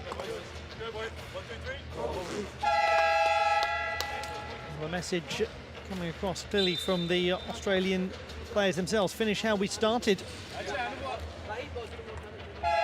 going with this dominant display. Still a long way to go in the group stage of the men's wheelchair basketball competition. First match for both of these teams.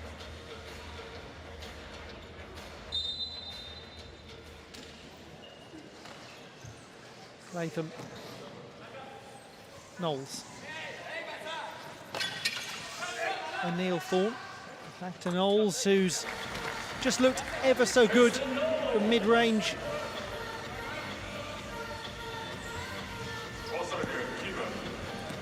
Tristan Knowles now on 12 points, and Australia just one away from 80.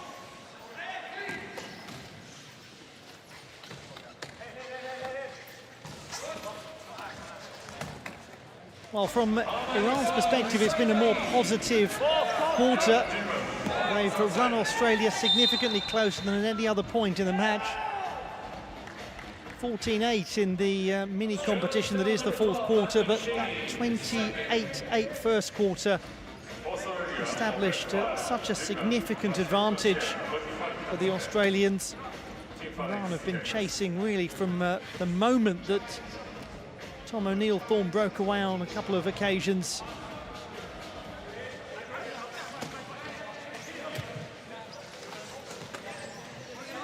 Sayari. There's going to be another opportunity for Iran, courtesy of Sagadpur Moghadam. Abdi.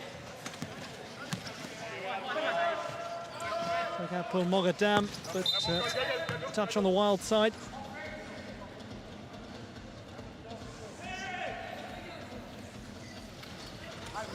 Very interesting individual, the man from Tehran, 37-year-old. Qualified architect, an engineer. Actually trained in discus originally, but made the switch to wheelchair basketball at 20. Still does throw in his spare time. He's got a lot of interesting things to say about the nature of time management as part of goal orientation. To be a very interesting coach, if and when he does do as he suggested, which is step away from playing and moving into the coaching side of things. This should be nice and comfortable. Well, it should have been for Baghdadifard, but wasn't.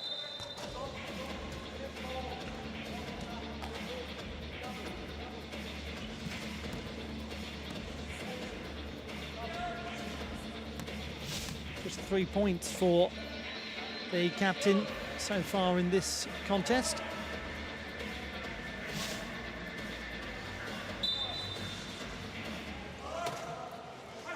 So it is Iran with possession. Hassan Abdi.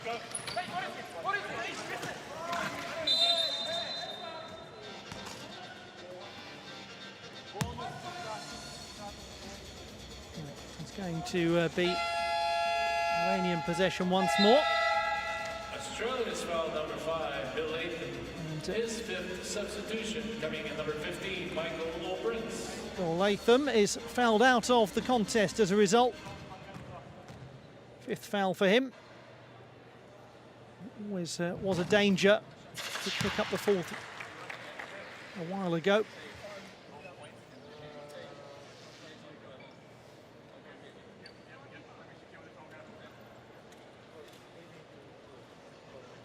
But Latham departs having scored 15 points.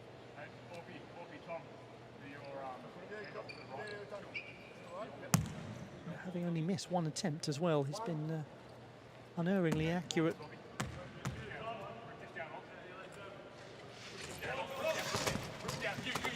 Just the one for Sagadpur Moghadam. O'Prince. That's well picked up by Garanjic.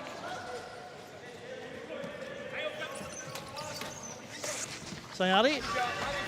And Iran up to 35 inside the last minute from his own perspective. Sayari now gets to 20 points. And Neil Thorne plays it to McShane. Oh, it really did take an age up there. And in the end, Allprint says, right, enough's enough.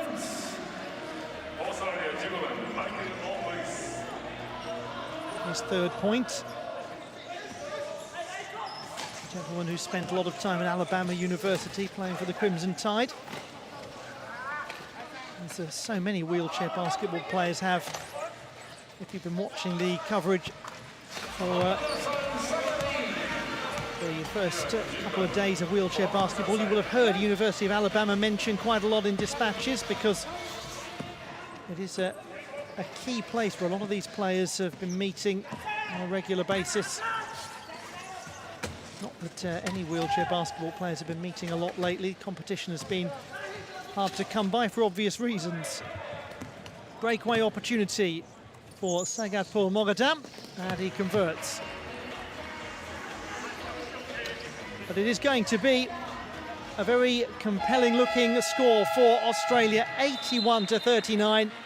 Most impressive from start to finish, and easy winners, should truth be told, despite the efforts of Mohammad Hassan Sayari, who picked up most of Iran's 39 points. They are defeated 81-39 by Australia in Group B of the men's wheelchair basketball competition at the 2020 Summer Paralympics. Let's give a big round of applause to both teams, ladies and gentlemen. For Iran, it's on to the next contest, looking for their first win. For Australia and Craig Friday, a lot to be enthusiastic about as they mount their campaign to make the Paralympic podium once more, which they have done on 4 occasions in the men's competition. The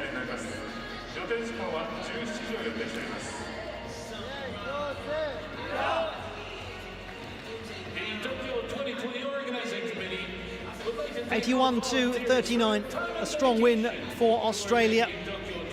Always the favourites, and they have delivered on the pre-match billing.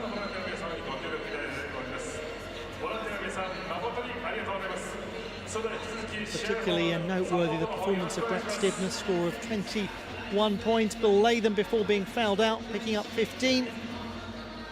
Tristan Knowles, scorer of 12.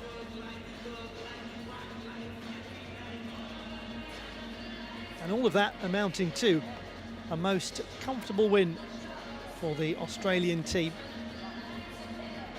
And it means that they head to the top of the group, but tempered by the fact that only 1 round of fixtures has been played so far. But a strong points difference for Australia could be important when all of the calculus is performed after all of the fixtures have taken place. Top 4 is the target to get to the quarter-final stage of the competition.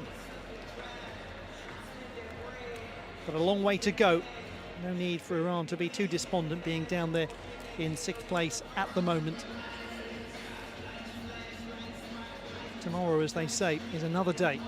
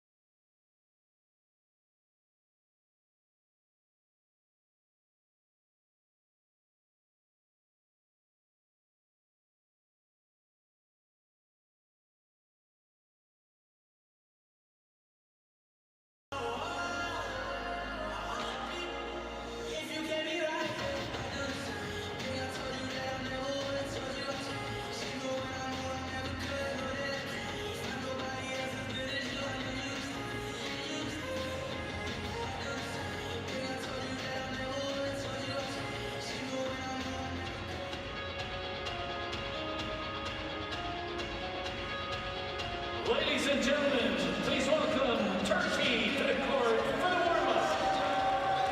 お待たせいたしました。トンガ代表選手の入場です。大きな拍手をお送りください。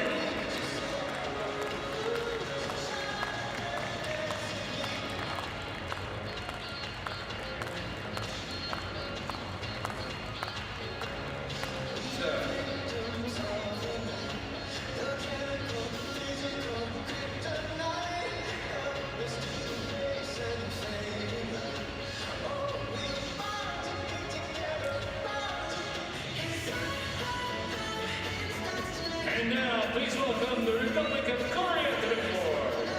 続いて大韓民国代表選手の入場です。大きな拍手をお送りください。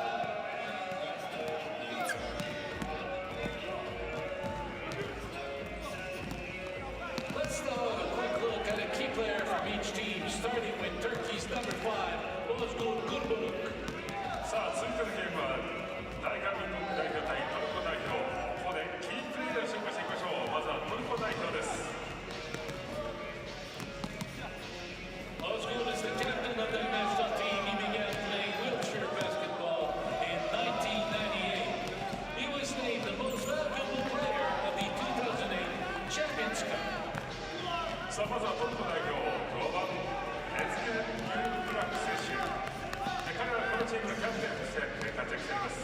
1998年にバスケを始め、2008年にはチャンピオンカップで最も気になる MVP に輝いています。さあ、どんなプレーを見せてくれるのか、ぜひチェックしてください。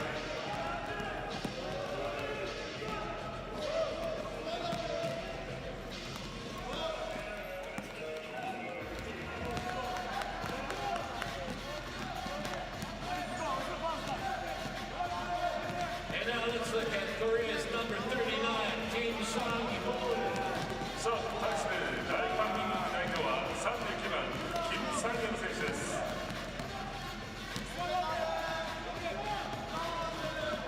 Sang-yeol was named the best 5 players of the 2019 Korean Wheelchair Basketball League, and he was also named in the best 5 players of the 2016 and 2018 National Championship in the Republic of Korea. キム・サンヨン選手は韓国の車椅子バスケットボールリーグ2019でベスト5に選ばれています。また2016そして2018年全国選手権でベスト5プレーヤーにも選ばれています。さあ、今日は一体どんなプレーを見せてくれるのか、こちらの方もですね、要チェックです。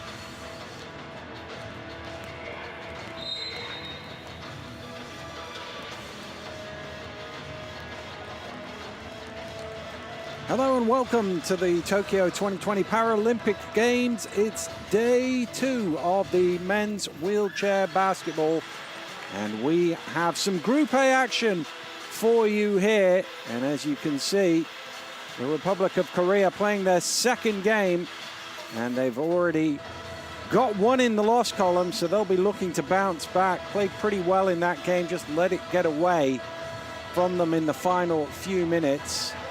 This is the Turkish team who are getting set to make their first entrance into Tokyo 2020. Having had yesterday as a rest day, the Koreans, though, looking to bounce back from that defeat against Spain. Went down really in the last 4 minutes. It was a 2-point game with 4 minutes to go. This is the Turkish lineup for today's action. They were 7th in London, 4th in Rio. They're looking to continue that progression. And they've got a number of players here. Jar, Gurbalat, R, Gundadu, Gumash, all played in the last 2 Paralympics. Top Rat returns from the Rio squad as well, so they have experience. Qualified through the 2019 European Championship, beating Germany in the bronze medal game. And of course, won it in 2017. So they will feel they have a good shot at a decent run in this competition. But they'll want to get off to a winning start. This is the lineup for the Republic of Korea, and they are led out by the veteran Kim Ho-young, who played for Korea the last time they reached the Paralympics. That was in Sydney in 2000. It's only the 3rd time the Koreans have been to the Paralympics, as well as Sydney. They were hosts, of course, in Seoul in 1998. The rest of this team made their debut at Paralympic level yesterday. That 11-2 run by the Spanish, seeing them on the way to a 65-53 victory. Their captain, Cho, got himself in a bit of foul trouble. Wasn't really at his best either, but that man certainly was. Kim, 24 points and 14 rebounds, only man in double figures. And we will now pause for the national anthems. First of all, will be Turkey. それでは両国国歌の演奏です。まずはじめに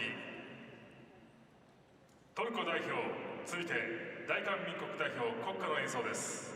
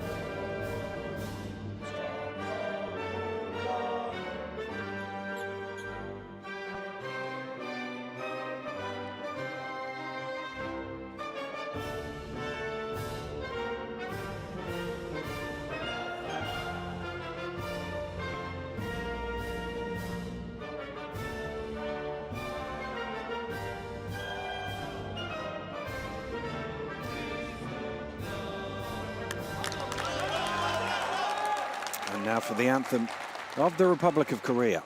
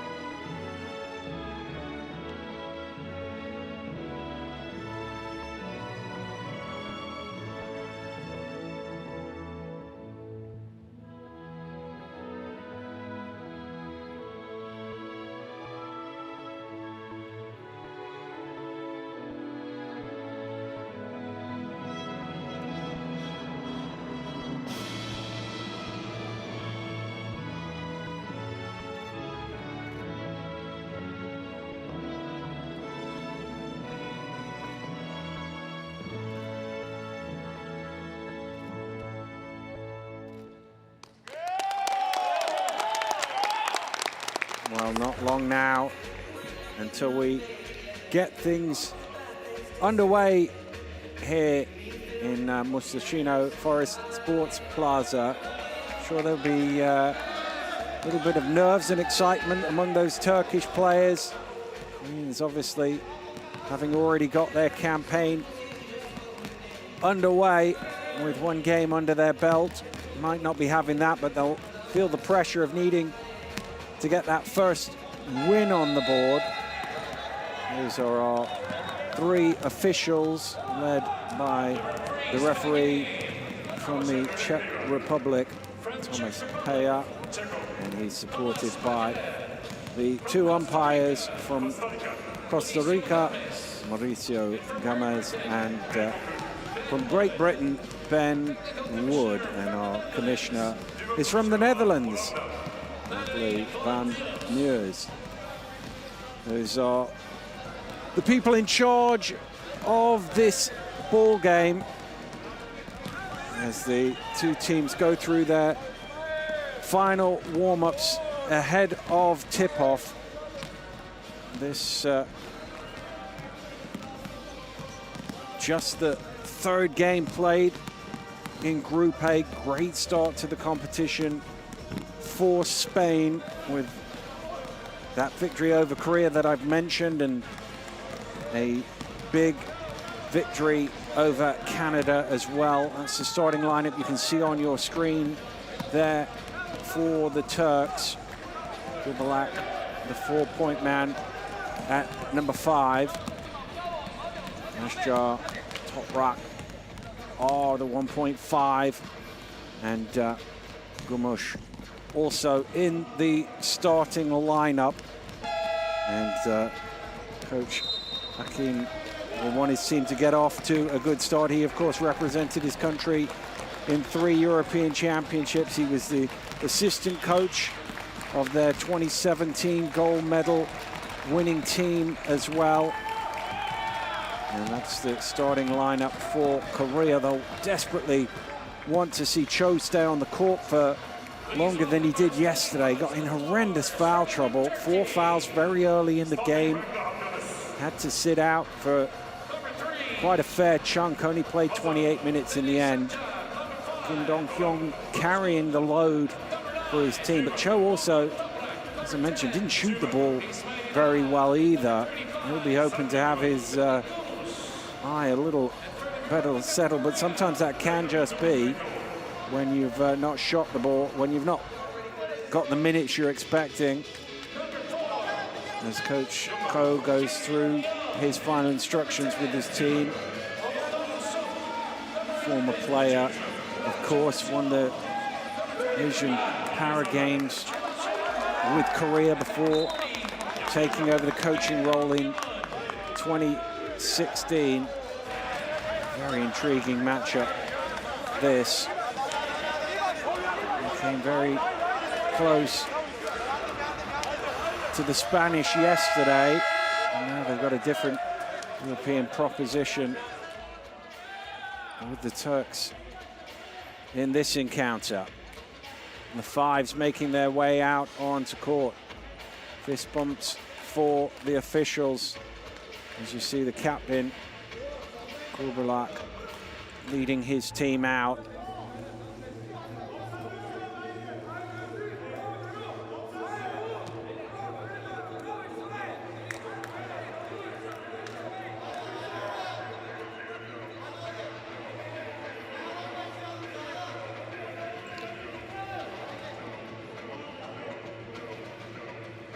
Here we go then. It's the Musashino Forest Sports Plaza Group A match in the wheelchair basketball here at Tokyo 2020. It's the Republic of Korea against Turkey.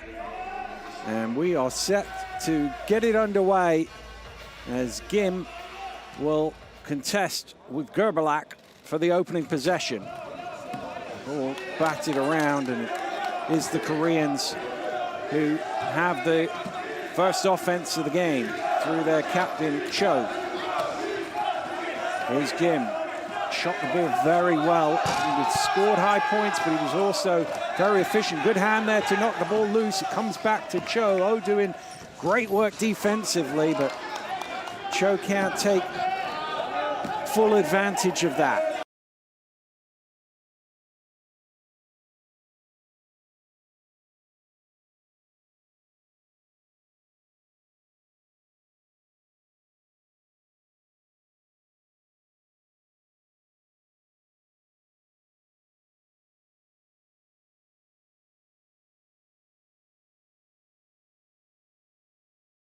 See, kept his eyes on the rim at all times to get the Turks on the board. Here's Cho, back to Gim. Thinks about the shot from the elbow. Turned backwards a little bit, left that one short. Start with the rebound.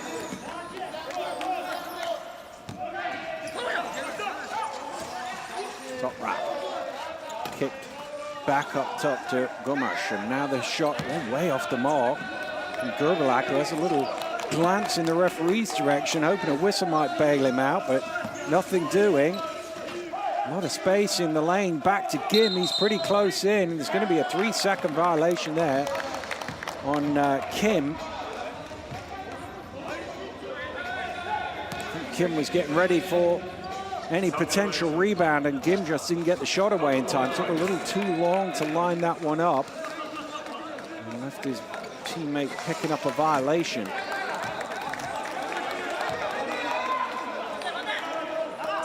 Cross court, the ball goes to the captain, Gerbalak, off the glass, and no mistake this time, and he has his first points on the board.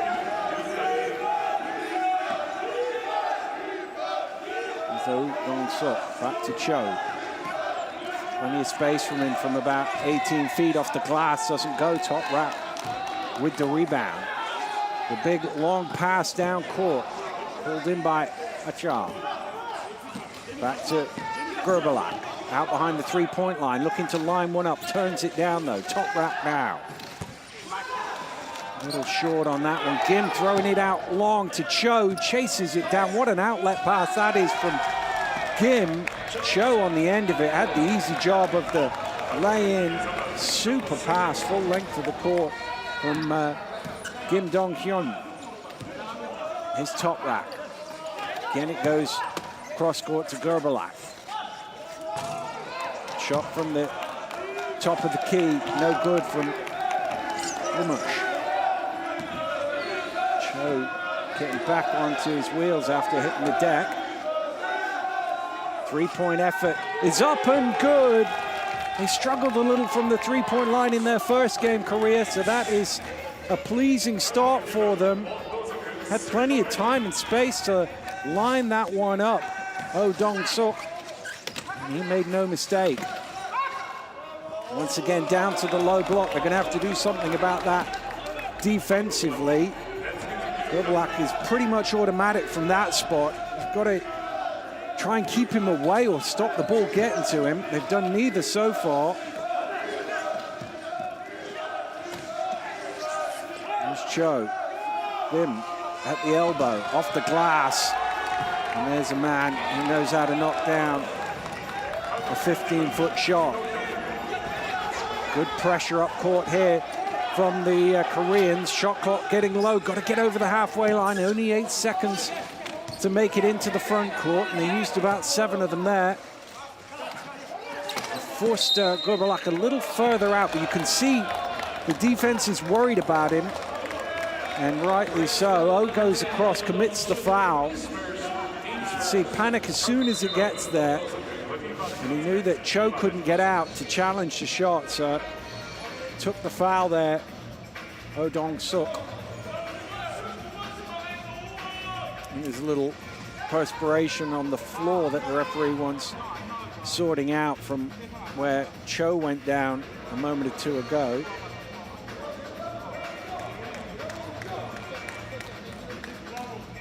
We'll see. Can cause an issue for the players and the officials in that situation, so got to get it cleaned up pretty quickly, which they've sorted out now, and we're back underway. Turkish ball from the end line. A little further out, but off the glass, kissing it off the window from that tight angle. He's certainly feeling it here in the early stages. Grobelak. Cho fakes at the three, struggled from behind the arc yesterday, struggled from within as well. Turnover there, trying the quick pass through to O, but defense read it well.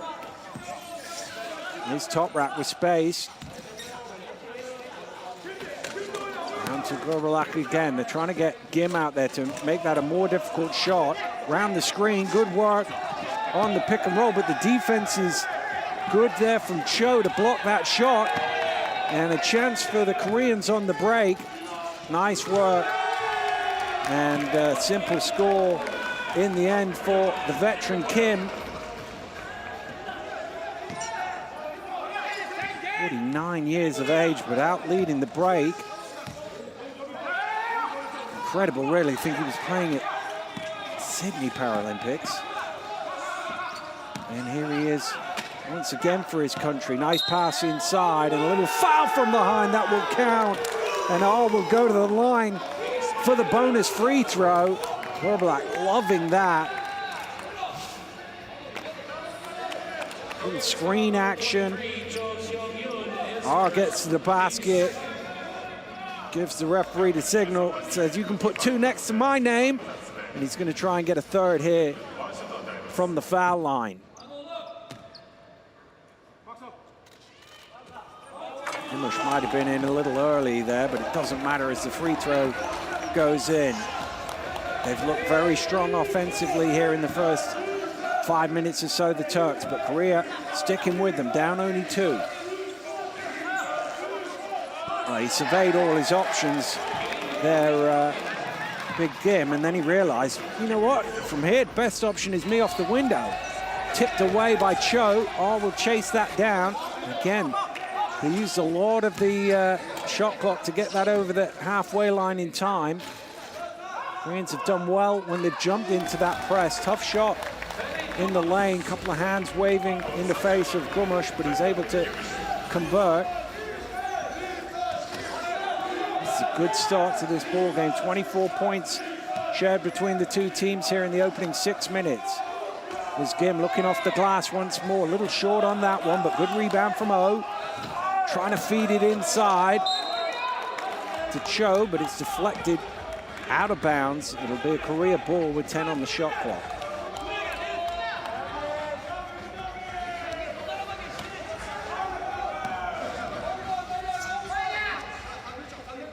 O to inbound.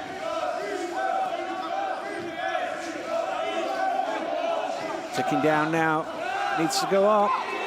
Cho has to fire it. Just gets it off in time. Ball is live off the ring.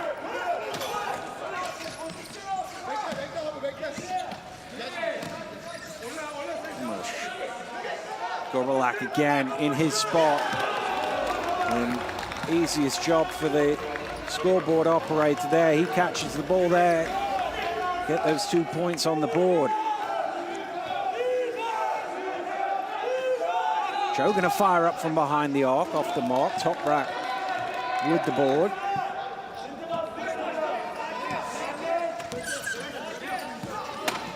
Toprak. Oh, they're almost oh, what a pass that is. Super assist from Toprak. Grobelak found some space in the lane to the hole for 2.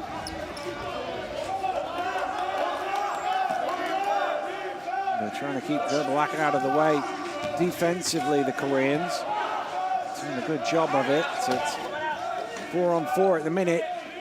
Down to Gim, and he's not had too many easy looks close in so far, Gim, but he's taken full advantage of the ones he has had. Here's Toprak. Toprak with some space, kicks it out, top of the key. Round it comes to Toprak again, off the back iron. Kim Dong-kyun with the rebound. Cho getting all the way to the lane.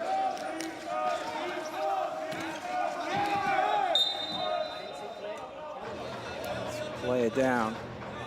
Referees, I think, happy that there's nothing untoward going on. There's a fair conversation between all the players. And the referee is happy once Gomes is back up on his wheels, that everything okay with that. There's Gim. Thought for a second he might eye up that three-point shot, but takes it in again late in the shot clock. Cho gets it away, rims out. His shooting form still struggling here in his second game. Just not found his touch on these rings just yet. He's a good shooter though, I'm sure it will come. And what a time and space for Top Rat to line that one up. Doesn't knock it down though. Give to the finger roll, didn't quite have enough, maybe a little too casual on that. Oh, all the way, nobody stopped the ball. The easiest score that Oshko Gorbelak will have probably in the whole tournament.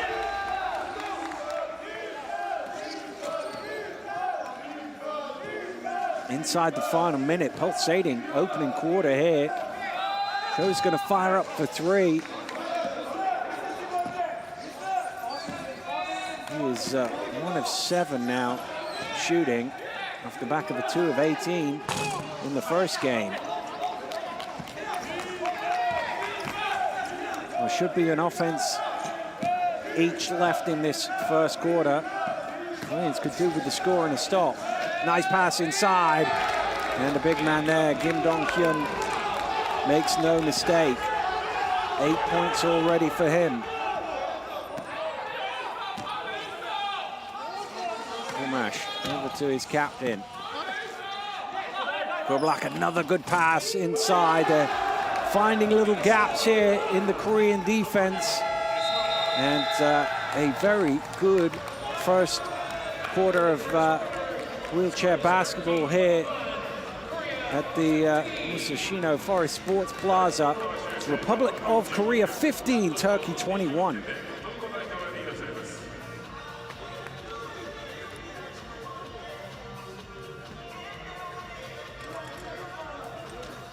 Well, I think as we take a look at the shooting statistics, you can see that the Turks have just put the ball in the basket at a much more efficient clip, rebounding just about even, but it's the types of shots that they've got in the early going.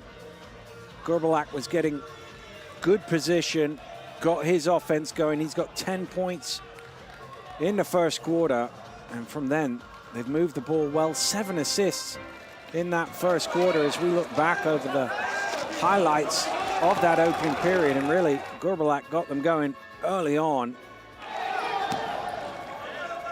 Kim with the tremendous full court pass, but they haven't had too many easy shots, the Koreans. Could do maybe with a few more threes, but plenty of this. Oh, with the and one there from the Turks, which is why so many of their shots have been assisted. And I think that Coach Ko will be talking about defense for his team in this first quarter break. Those 21 points have been a little easier than perhaps he might have liked. Sometimes the other team shoots the ball really well, nothing you can do about it. And sometimes you just give them too many opportunities.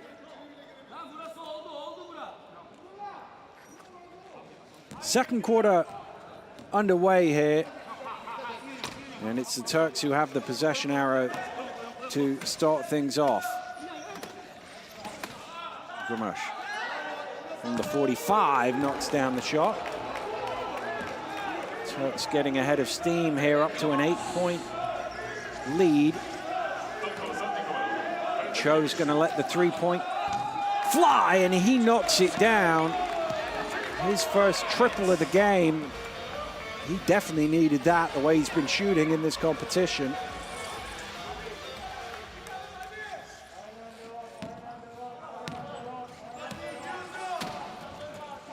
Kumash back up top to R, and round to Gerbalak. R at the foul line. Kumash with the rebound. Well, he needs to knock those ones down off the back iron. Sayak got called for the foul on that one. Just a little reach in, saw the ball there.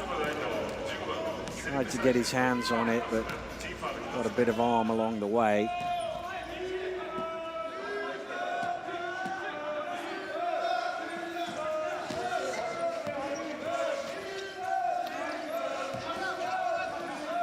Him looking it back to O. Here's the veteran again. Cross court to Cho. He's double teamed, gets it away to Gim, whose shot is up off the glass, trying to get his own rebound. Nice pass again. He's got really good vision, Gim. And he showed his full range there. He was chasing the ball down, but he knew where Cho was as soon as he got to that ball. Again, they pressured well. Turks just about dealing with it. When they've thrown that press on Korea, they have made it difficult for Turkey. Oh, that's going to try from long range, off the mark. Easy rebound for Korea.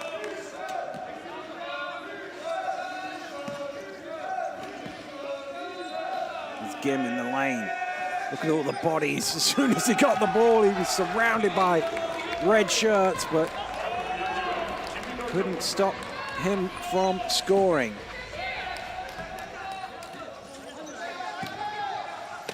He led them in scoring in their first game. He's well on his way to doing exactly that here in their second. Nice shot. That's a tough one off the glass. From that angle, you have to be some shooter to consistently kiss it in off the window, and he is some shooter. Oh, lovely touch pass from Cho, not quite on the drive to the basket for Kwak, but he was fouled, so he will go to the line to shoot. A look at this, lovely little touch. Kwak diving down the lane, and he will go to the free throw line. 1 pointer.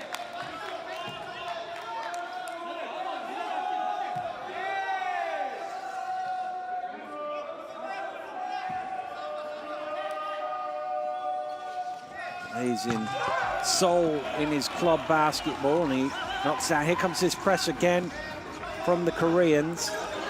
Better dealt with this time by Turkey. Nice pass again. Oh, unfortunate there.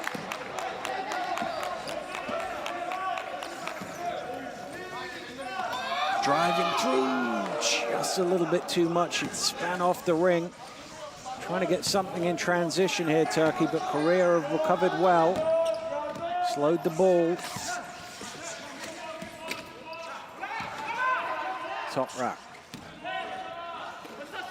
And just got that one over Cho. Again, another great pass from Gerbalak. Pretty much on the end of it. But well, Gerbalak has been involved in so much. He's got 12 of his own points, and he's got 4 assists as well. So best part of 20 points, maybe even a bit more, because he had the assist for R as well on the three-point play. Probably 21 points have come through their captain. Gim with a hand in his face. That's a tough shot. Well defended by Ramush. Kicked out to top rock. Oh, couldn't finish in transition. Bit of broken play here. Kim lobs it up to Gim. They're all over him. Second attempt, he's able to move his personal tally up to 12. Foul called. Little bump off the ball. Korea's foul number 10, Oh Dong-suk is second. Team's first. Oh Dong-suk, his second personal foul. They did get in all sorts of foul trouble in their first game. They've managed to stay out of it here against Turkey. Not too many fouls at all in the game at either end, to be honest with you. It's had a really good flow to it. Well, I had all day to take that shot. And about 8 feet of uncontested space. He made no mistake.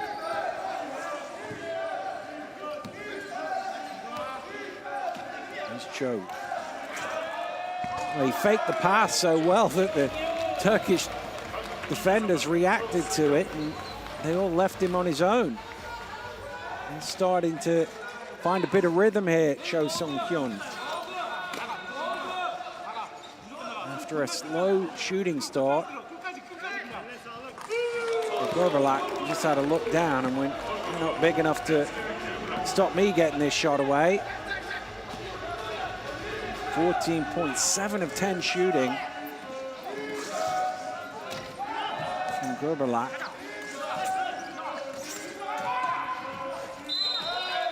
Oh, gets the shot away. There's a foul called in there. I think he will get 2 free throws for that. It's just a question of whether he was getting the shot off or it was one of those whistles. Heard the whistle. He's kind of drawn into that. Definitely a foul on Gumash, but he's kind of drawn that into a shooting foul. Good heady play from Dennis Ajar into the game. Referee in the end not giving the shots. It's right on the line.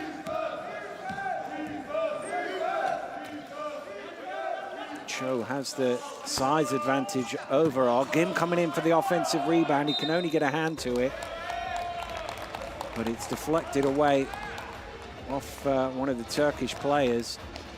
So it'll be a new 14 for Korea.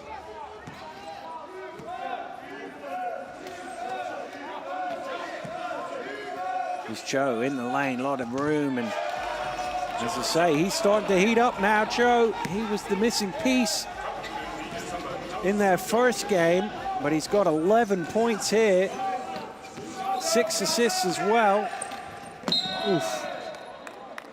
It's not too subtle foul that's left Top Rack on the floor. Number 2 on Cho, although he had 4 by this stage in the first encounter. So he was trying to fight his way around that pick, but was never really going to get there. Little tap of apology. Gorbalak zips a pass back out to the top of the key. Here's all string on that one. Beautiful shot.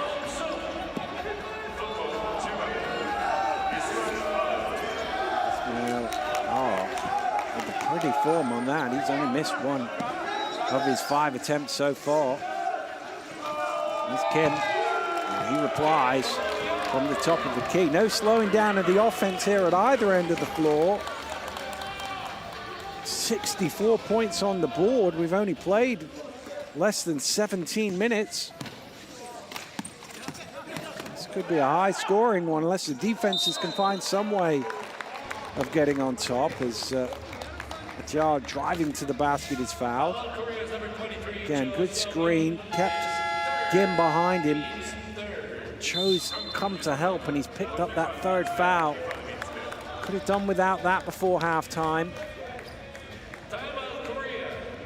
I suspect Coach Ko will have to take him out of the game here, just protect him for the second half. Last thing you want to do is have him pick up a 4th before halftime. You have to say the last 2 fouls are those ones that, as a coach, you go, well, we didn't really need that one. The first one, he wasn't going to get round the screen. It was, 6 meters from basket at the 45.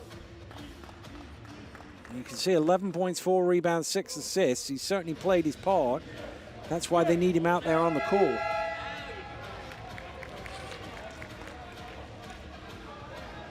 Speaking of playing his part, as ever, Musko Gerbelak leading the Turkish charge.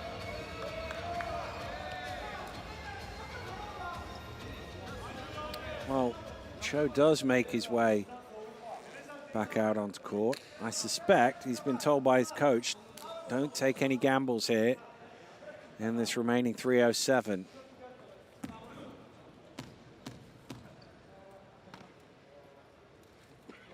Dennis Ajar, who was fouled before the timeout at the free throw line, plays his club basketball for Beşiktaş in Istanbul, famous Turkish club of many sports.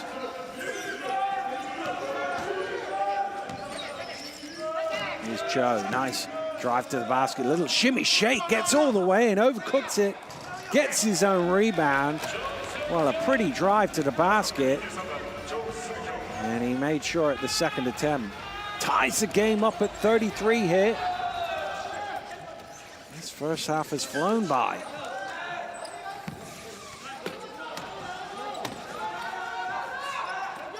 Sayak across to Gerbelak. Pressure him well, but the problem is so much attention on him. Left the jar open, he probably should have scored there.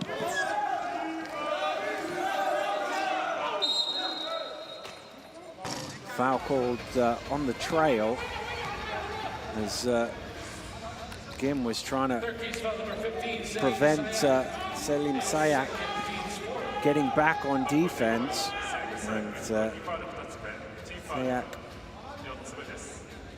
was rather smashed into him from behind for the foul. 14th foul of the quarter, so it'll be free throws now on any ensuing non-offensive fouls in the remaining 2 minutes of this quarter. I was going to fire up another three-pointer, made one. A long outlet pass. Can he just pull it in? Not quite. Just out of his grasp.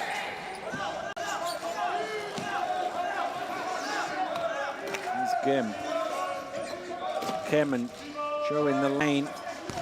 Under a lot of pressure, Top Rack with the rebound. Chance to break here. Joe a lot more time and space this time. And, well, it's like he's running layup line at halftime, that one. And Turkey back in the lead.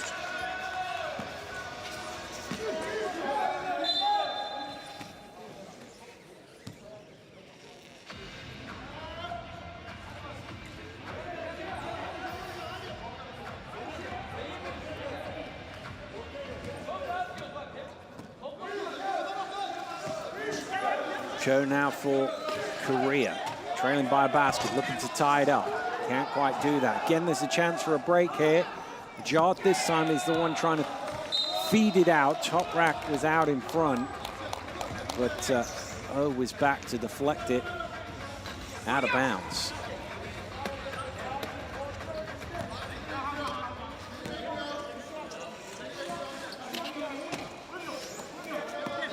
Kovalak.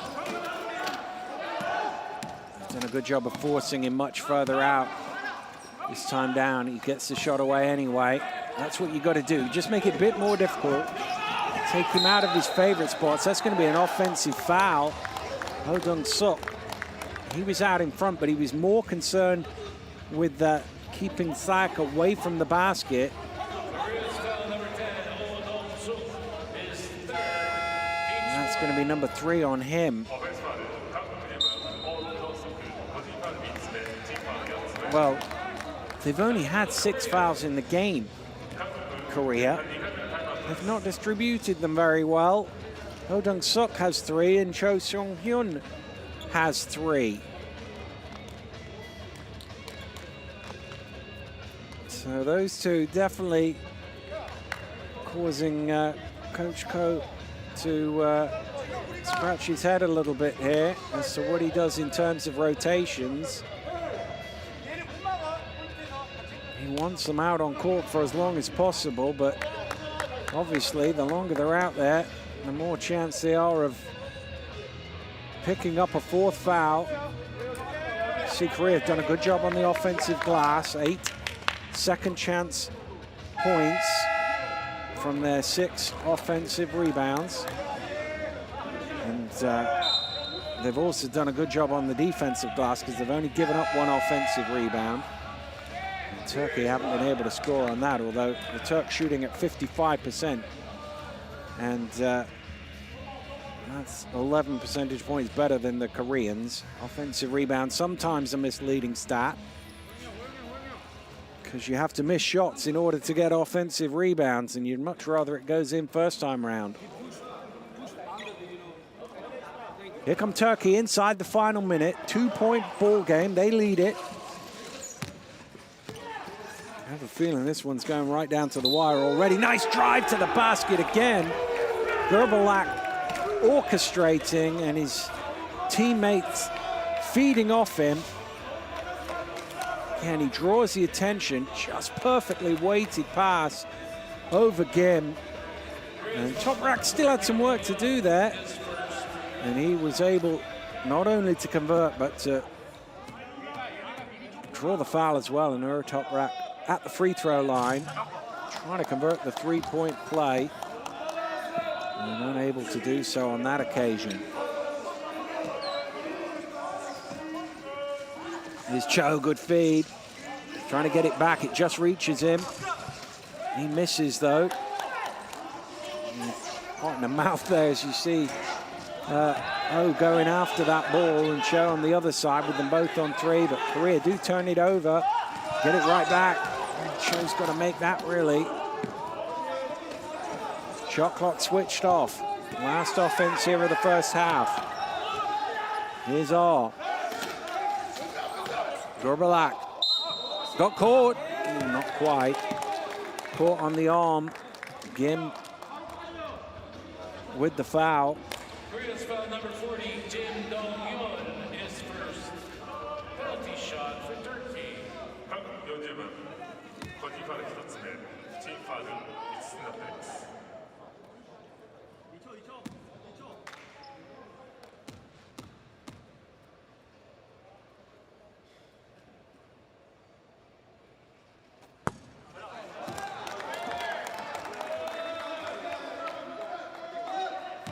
Struggle from the free throw line, the Turks.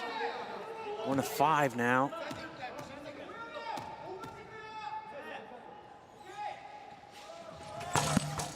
Second one does drop in. 2.3 for Korea to try and get the length of the floor and get a shot away. Kano get it off in time from 3-point range. Not too far away there. They did well to get a shot that close. Tight first half here at the Musashino Forest Sports Plaza. We're at the break. Republic of Korea 33, Turkey 38.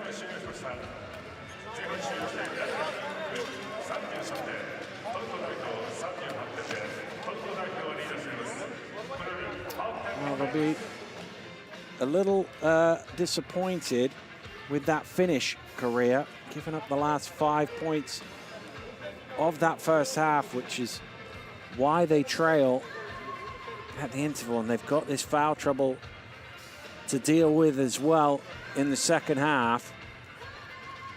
But they're right there as we look back at the sights and sounds here of the first half of action between two very well-matched teams. And not really too much between them. Turkey got off to a decent start through their captain, but once the Koreans did a better job of pressuring him, pushing him out a little further, you can't stop him, but you can just make things a little bit more difficult. They were able to get themselves right back into the game, tied with a couple of minutes to go from halftime, and then gave up the last 5 of this first half, and that's the difference between the two teams at the interval. But Korea will know they have the offensive firepower to go blow for blow. You feel this is really going to be a game about which team can put on a defensive run rather than an offensive run, which one can really slow the other down. Here's the stats on the first half. You can see very efficient, the Turks, getting their shots where they want them. And the 6 offensive rebounds have helped Korea in terms of staying in the game, getting those second chance points that we saw earlier. And that really the tail of the tape in the first half, as Korea 33, Turkey 38.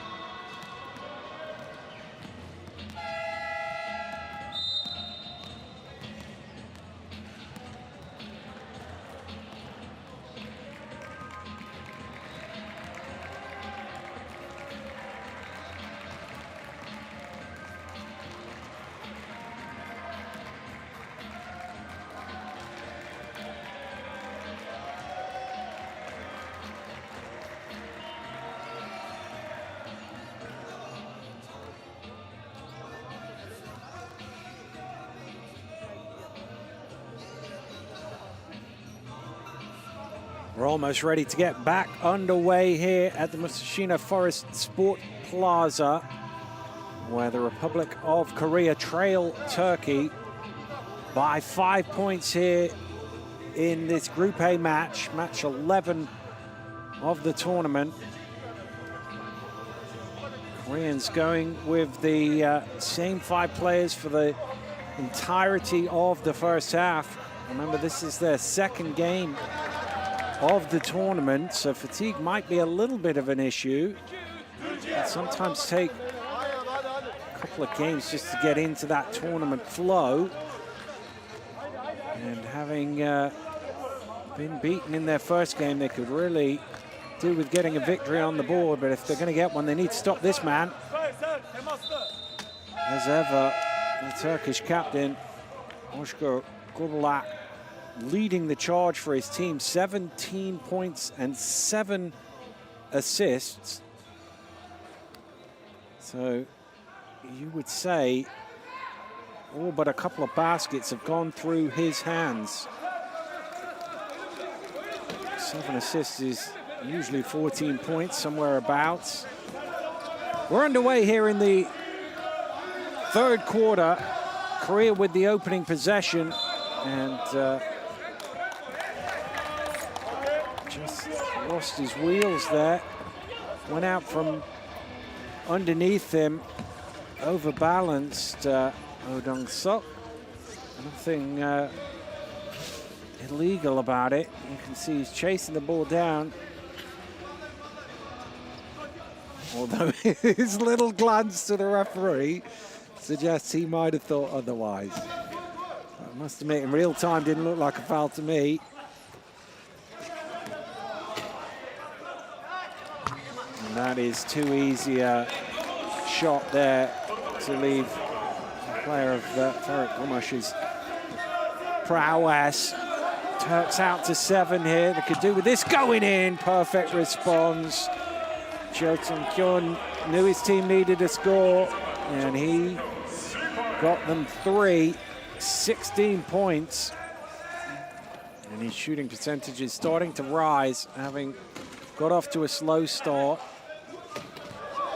Cut it to 4. Here's R at the free throw line, trying to thread the needle, and does perfectly. What a great pass from R to find Gurbalak.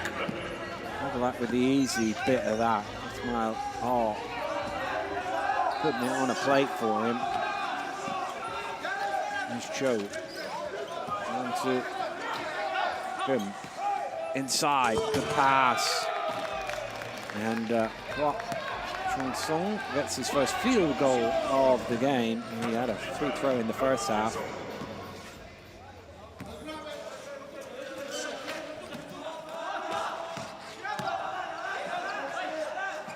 Cross court to Gurbalak.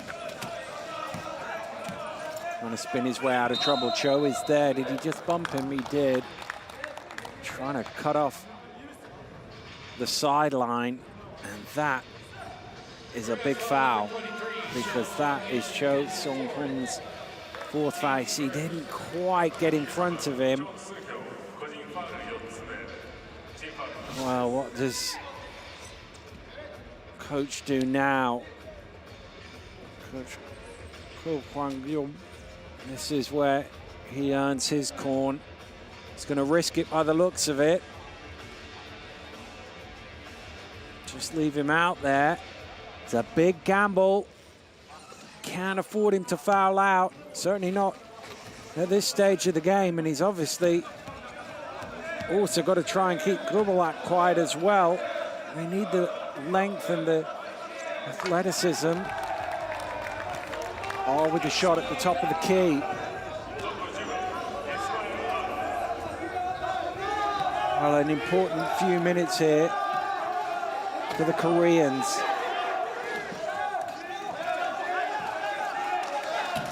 And in the lane, off the glass.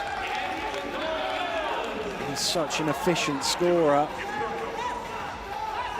He only takes the shots he's pretty confident of making, and that's why his shooting numbers are so great. 54% from the floor here. He's got his hand up to a foul off the ball.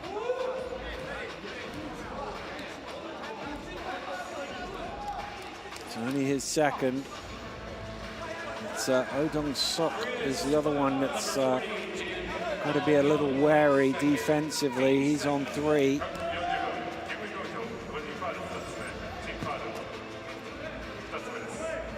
Well, I must admit, I saw Coach Ko might take him out for a couple of minutes, Cho, but he did yesterday in their first game, but he's not opted to do that here. Going to trust his man.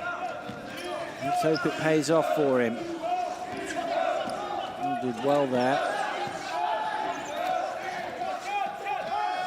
Nice pass. That is giving up a good shot for a better one there. Good teamwork. Cho could quite easily have made that shot.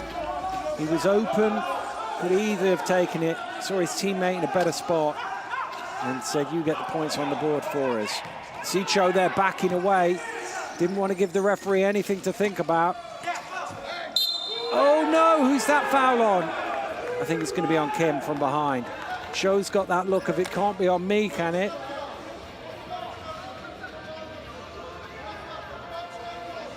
I think it is on Kim. Let's have a look. Kim takes it. Oh no, there it is. Is it? Oh, that'll be his 4th.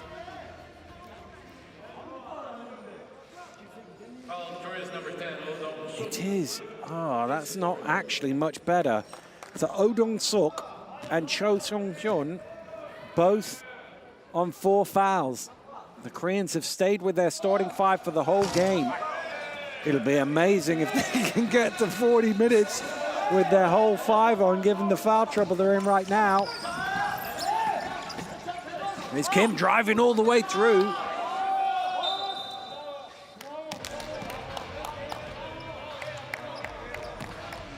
Referee just stopping the game to allow Kovalak.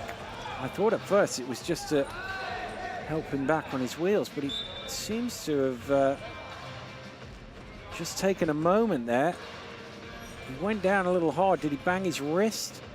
Looks like it. I must admit, I only saw it in the corner of my eye in real time.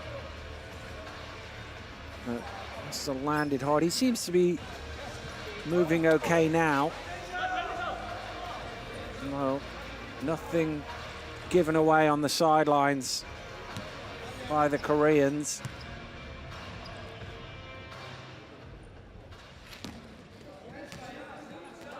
Back underway here in the 3rd. 4-point Turkish lead. Overlap. A little slow to react there, but got his big paw up. Jim are at the foul line, off the mark. Nice positioning underneath. Ajar with the score in the end. That's going to be a delay of game warning, is it? Yeah, it is. Not sure what he was thinking there, Gumash underneath. It was a great pass in the first place to find his teammate, but once the ball goes through the ring, the team that scored is not allowed to touch it. And he sort of caught the ball and then threw it away, and that goes as the delay of game warning. You get 1, and then if somebody does it again, it's a technical foul. So a free throw and a potential point on the board.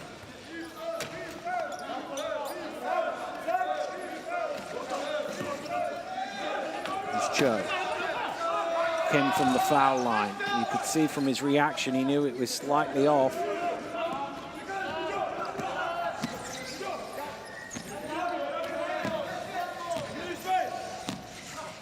Oh, nice move, but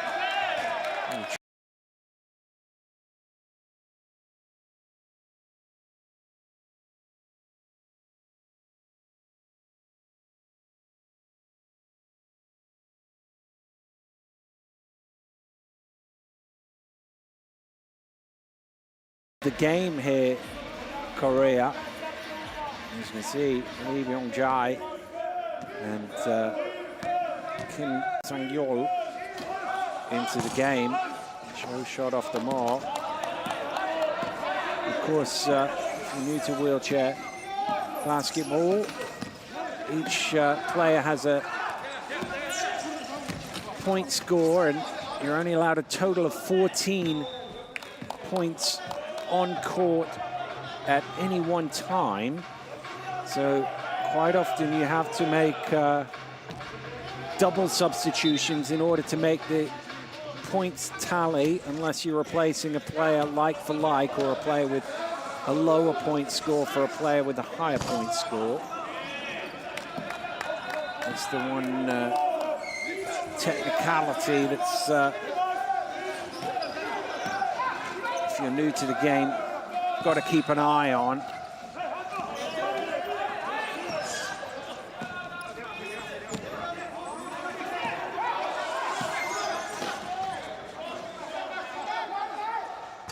A little hesitation there. I think that's one of them where if I didn't just let that one go when he first caught the ball, it goes in. But to be fair to him, he's only been on court 90 seconds. It's his first real look of the game, touch in the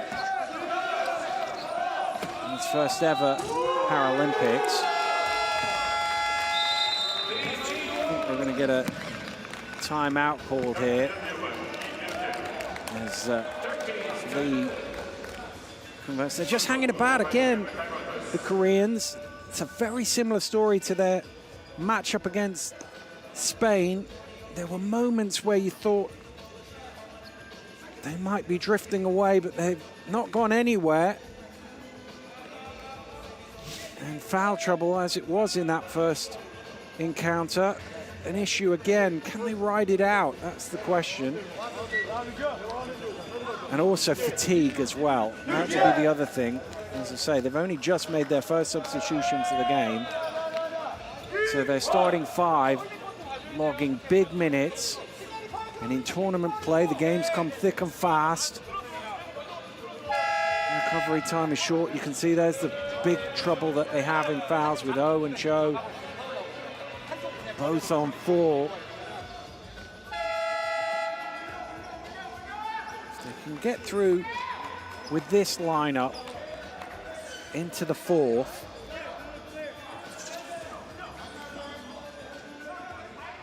then maybe look to bring back Oh and Kim.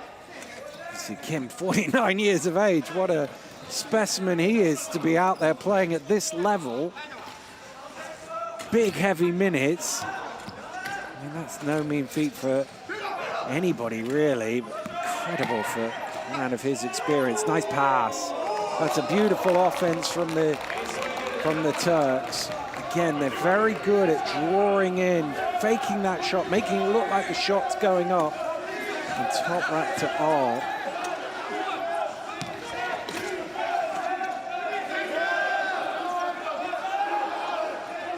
Cho's going to fire up from 3-point range off the back iron. Black with the rebound, only his 4th rebound of the game, but again, how good is that? The passing of the Turks today has been incredible. Look at this, the vision down court, but the execution, that is not an easy pass to throw, and he's got it right on a dime. Perfect assist, his 9th of the game. They have 22 in total. He's closing in on an assist double-double. He needs a few more rebounds to threaten the triple-double.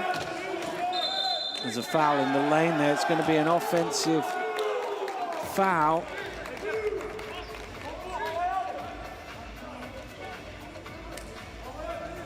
Cho looking back worryingly at the official. It's not on him. He just had a look of a guy who thought he might have committed a foul there, and I was thinking it didn't look like it was his foul, and it wasn't, but well, they're finally going to give him a little breather just to be sure. They're going to take Cho out of the game with Lee and Ju into the game, and that It's a 3.5-pointer replacing a 4-pointer, so it doesn't negatively impact on the overall total.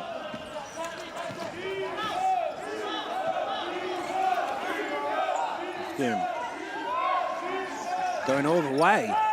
Beautiful pass at the end of it. Lee Byung-jae probably should have done better with that.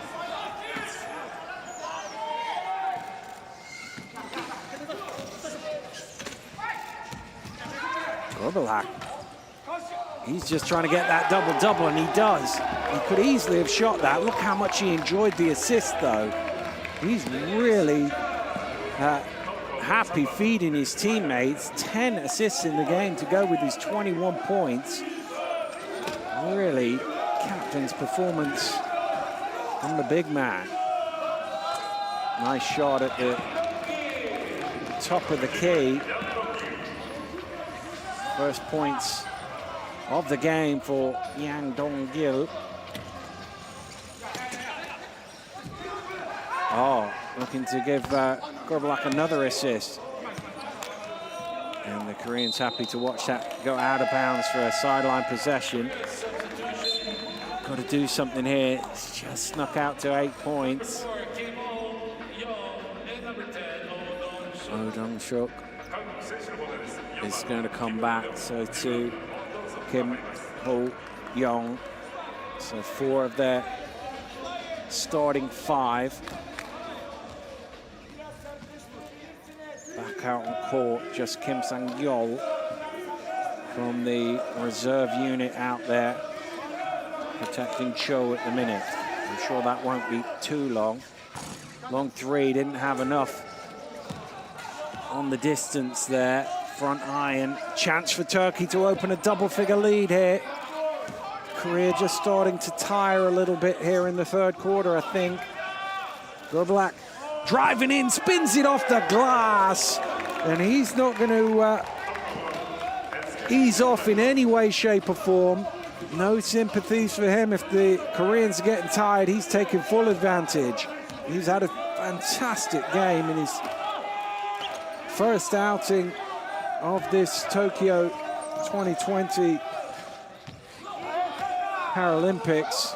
His 3rd Paralympics in a row. Shot rims out for Kim. Turks trying to put their foot on the gas here, trying to pull away. Here's Gorbelak again. Gets all the way close in. Good hand in his face. He wants a foul. It's not coming.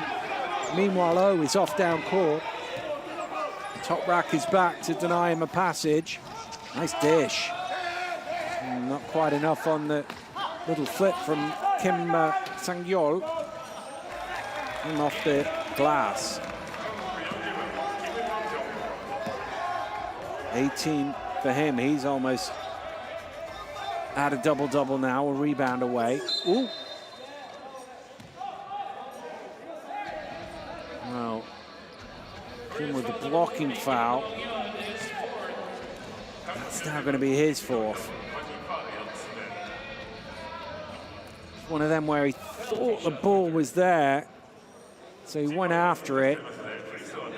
And, well, whoever gets to the ball first is going to draw the foul in that situation. Probably not one he really needed with the foul trouble they have. So they've now got their 2 best scorers on 4. You've got O, who's a very effective 2-point player, also on 4. So any substitutions you're making, you're really shuffling with the lineup if somebody fouls out. Last few seconds of the third, trying to thread the needle. But Kumash is there to deflect it away. 3.8 on the clock. Kim's available up top if they need an outlet. They might well do. No, cutting through the lane. Oh, not quite from Kim Sang-yeol. And that'll do it. Good third quarter there for the Turks. just been able to pull this one out. End of 3, Republic of Korea 48, Turkey now 57.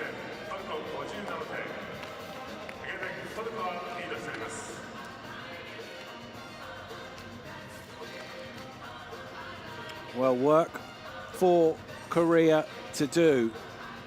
They're going to get back in this game. They've got to find a way of making the baskets a little bit more difficult for Turkey. You can see their shooting numbers tremendous, 55%. You win a lot of games shooting at 55% from the floor. And the other key statistic, which wasn't on that graphic, 23 assists. They have 27 made shots plus 3 free throws. You can get an assist off free throws these days. So in essence, you've got 28, 29 baskets, scoring points, and 23 of a teammate. And again, that is a great way of winning basketball games. Finding your teammates. And this man, Gurbalak, has been at the heart of everything. And you know how he feels. You can see Char pumping the chest. And the Turks feeling good. Look at this. This was the pass of the game. And that is, those are the sorts of plays. They're all worth 2 points in the book. But boy, they fire a team up. And when your captain, your leading scorer, has got 10 assists as well, that's even better. You can see they're just stretching it a little bit. It's important here, these first couple of minutes. I always think a couple of minutes either side of the breaks, super important. Start well, finish well. If you put 6 points on the board either way, it's a totally different complexion. Underway here in the third quarter. Turkey with the chance to open a double-figure lead, and there is another great assist. And it's all with the rebound, and it's Gurbalak punching the air after his 11th assist of the game.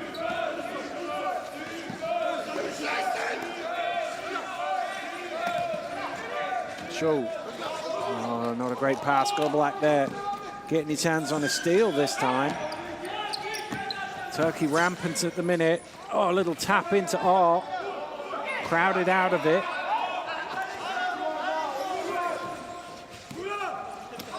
He's got to be careful on Force-02. Has Joe's in the background there. At the minute, it's Kim forcing him out. Shot clock about to expire.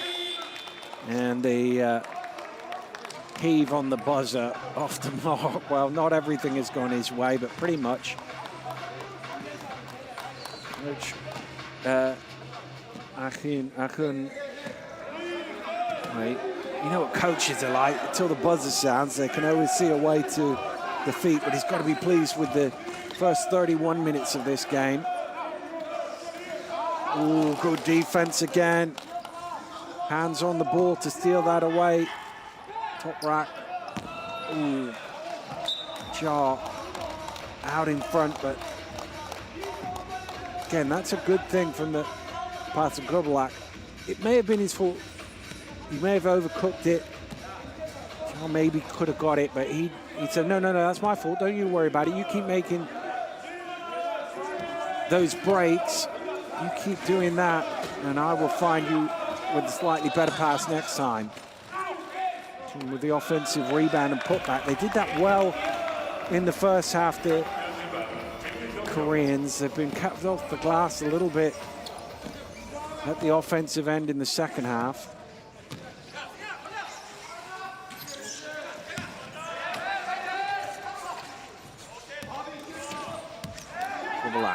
Again, excellent pick and roll. And he's just incredible with the passing. Gurbalak.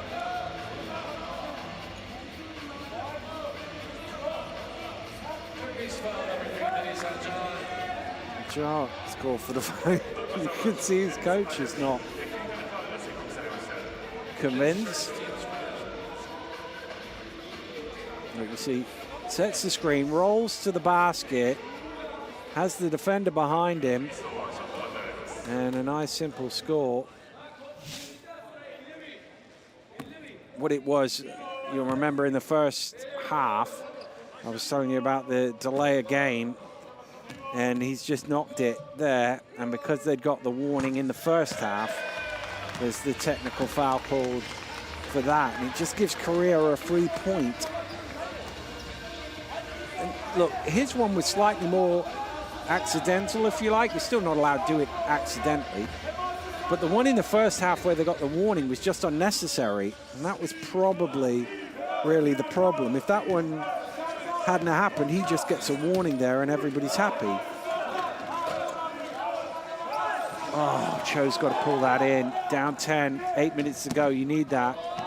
Cho is always so quick in transition. Any sniff of a turnover, he's gone. Catch him if you can, and they haven't been able to today.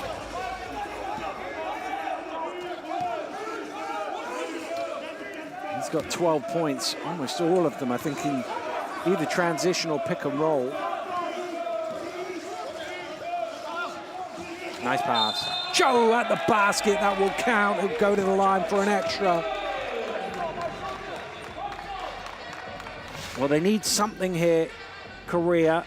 And sometimes these big plays, little no look, takes the foul, pumps the team up, make this free throw, get it to single figures, back and play some D. Still a long way to go in this game.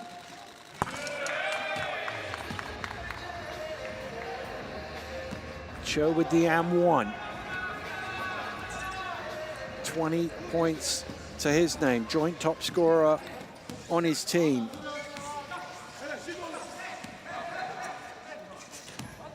Here's the game's leading scorer with 23, Gorbalak. Again, he's also the leading assist man with his 13 there, and he's done great things working that two-man game with Dennis Ajar. Cho from behind the arc. Doesn't drop. Did well to grab that one. Top racket was a little far in front of him. Romash had to lean back a little bit. Able to lay that one in, and Turkey starting to put some daylight between themselves and the Koreans. Korea need a run here. They need one fairly soon. 6:20, a long time in wheelchair basketball, but it soon drifts away if you can't get buckets.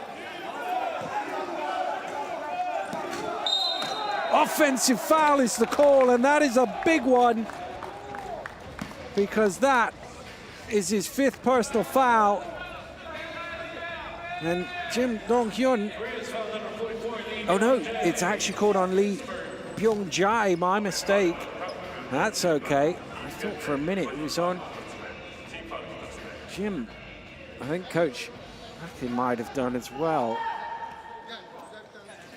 He's still on the court. It's actually on the screen rather than the ball.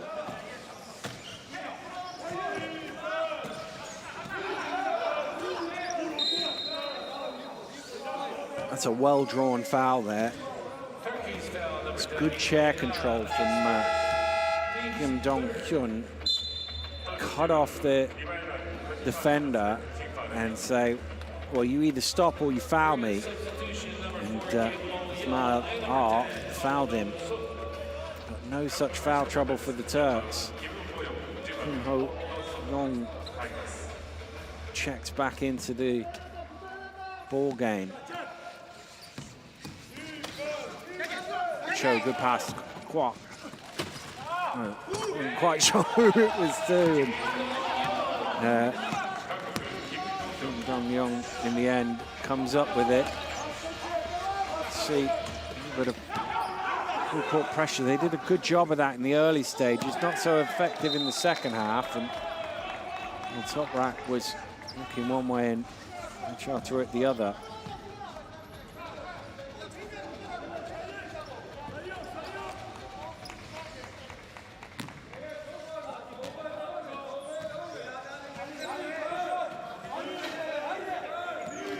Cho, 5.5 to play in the ball game.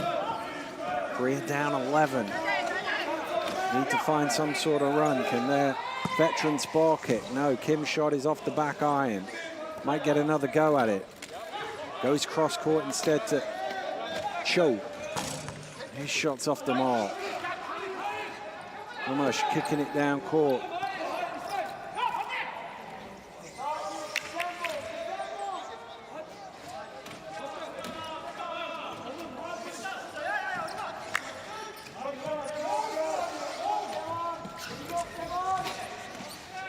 Way through for Gerblak. He was trying to find some space. Ended up on the deck. And he says to the referee, no foul? Are you saying there's no foul in there? And the referee's like, nope, just a dangerous position. You on the floor. Ooh, actually, looking at it from that angle, you can see what his complaint might be. Kim Ho-young may just have used all of his veteran experience to get away with one there. Oh, he made his Paralympic debut over 20 years ago, so he knows a thing or two. He knows his way around the court, shall we say that?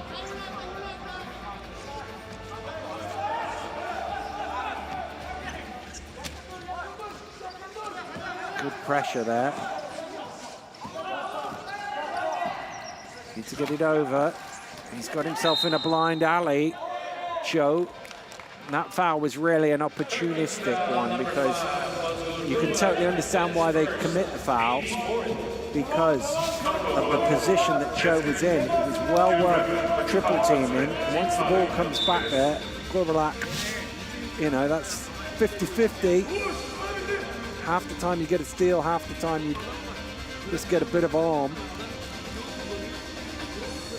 He got the arm in that occasion.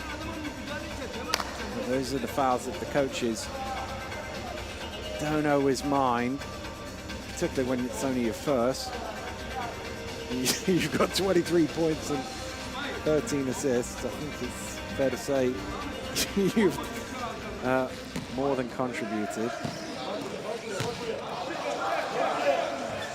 Three-point shot is up and off the glass. Kim Dong-sun with the bang shot three.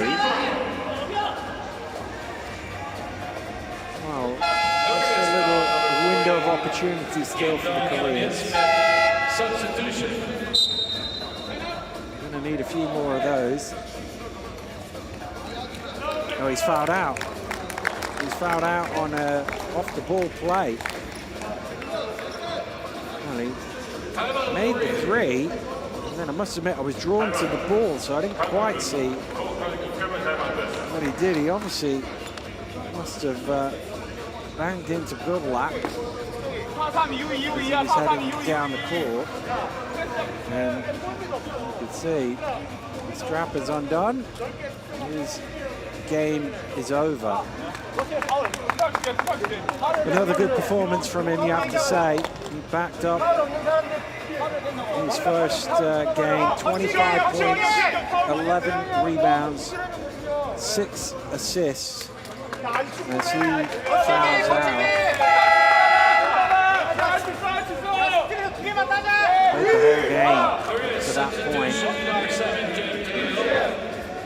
I suppose the question now for Korea, down 8 with 4:25 to go, is where do the points come from now their top scorer is out? Obviously Cho has 20, but they haven't really got very much else in the way of scoring threats in this game. So it's going to have to come from somewhere we haven't seen yet.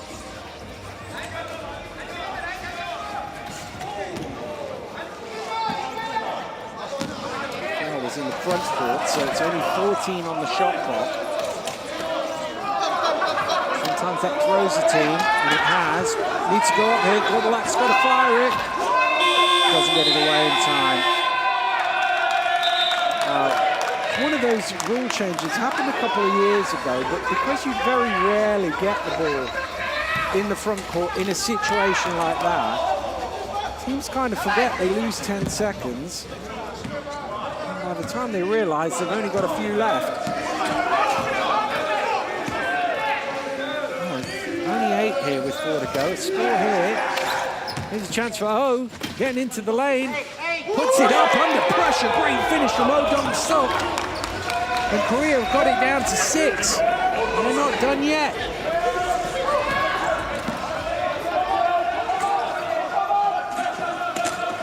All need to get it over. Just stayed in court. Scrambling with Ajar. His pressure defense is paying dividends here, and of course kept in by Kim. And 3 on none. Should be an easy score. He's missed it. Oh, 2 misses. Cho eventually puts it in. Well, 3 on none, but they needed all 3 of them. And Korea have dragged themselves right back. It's only a 4-point game with 3:18 to go. And you think it's an easy one here. Oh, doesn't finish. And then Lee Chi-won misses, and Cho shows them how it should be done.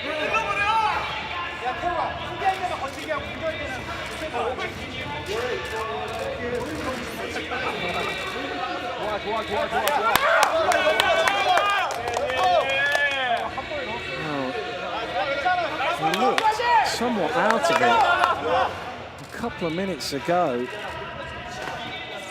Down 13 with 6:40 to go. And they've managed to pour in the last 9 points without reply to cut it to 4.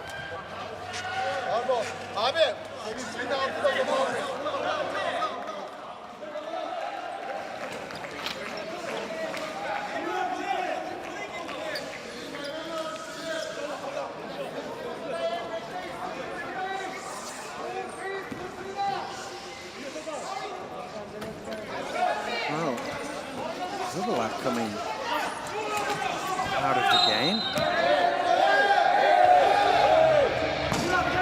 Foul is called on him.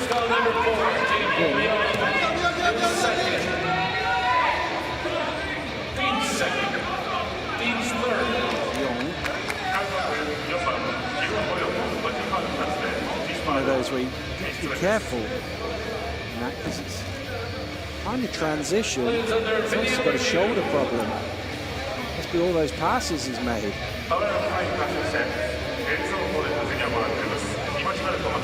It must be pretty serious, because there's no way. They're going to check whether this is an unsportsmanlike on review. I must admit, my first reaction was that could be an unsportsmanlike because of where they are in the court.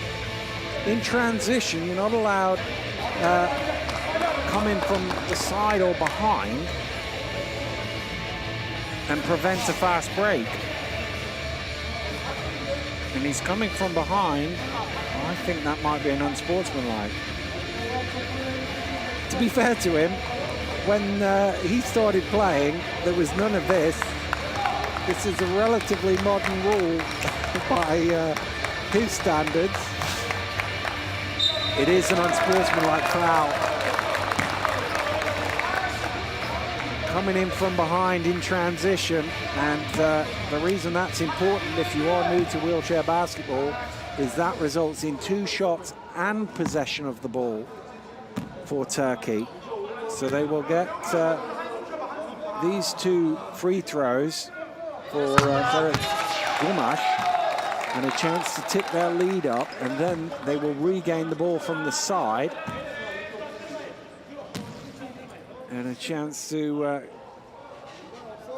punish them yet further. And he makes no mistake from the free throw line. They haven't been shooting very well from that distance as a team. He's definitely been their best today from the foul line. And it's from the side, 14 seconds once again, because it's in the front court. Oh, not quite.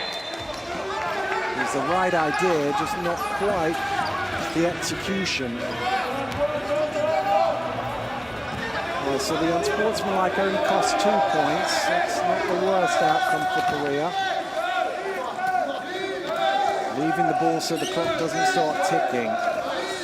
Big three. Oh, string! What a shot from Oh Dong-seok with the big triple here with 3 to play. He halves the deficit. That is a lot of shot there from a 2-point player.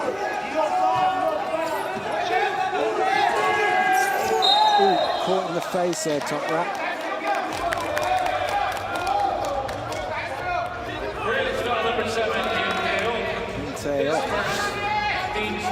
It's on the stat sheet for the first time today. Kim Tae-ok did a good job of putting his hand up there. I think Kim Ho-young might have been close to a foul as well. 4th foul of the quarter, so free throws either way for defensive fouls from now on. His half from the foul line has been really good from that spot today, and once again knocks it down. Stretching the lead to 5. Korea fighting hard. And gets into the foul line. It's a foul, I think, on the shot. We'll just wait for clarification from the official. It's a nice cut. You see just a little double pump. Doesn't matter, actually, think about it. As I said, they're over the limit either way, so whether it was a shooting foul or not, it's 2 free throws. Could do with these 2 going in, that's for sure.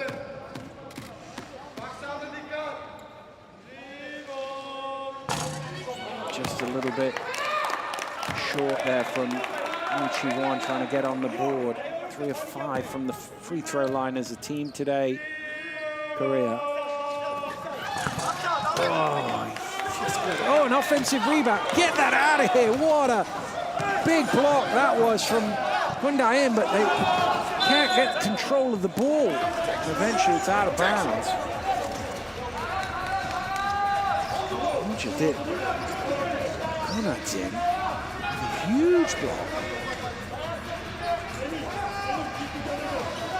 Korea could do with the stop here. I think that's why Coach Ko is calling a timeout. 2:06 to go. His team trail by 5.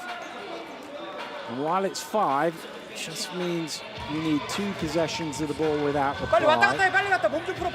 But if Turkey can score, there'll be 3 possessions ahead.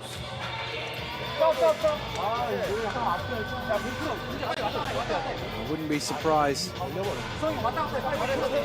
See a little full-court trapping, aggressive press play here.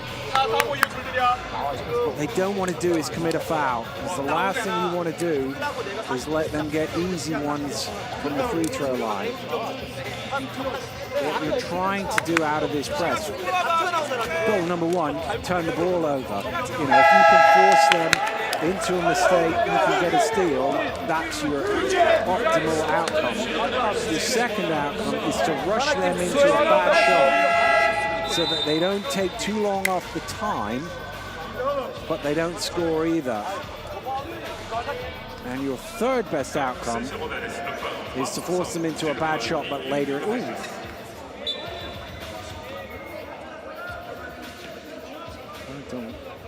Stop hitting the deck as he came out of that timeout.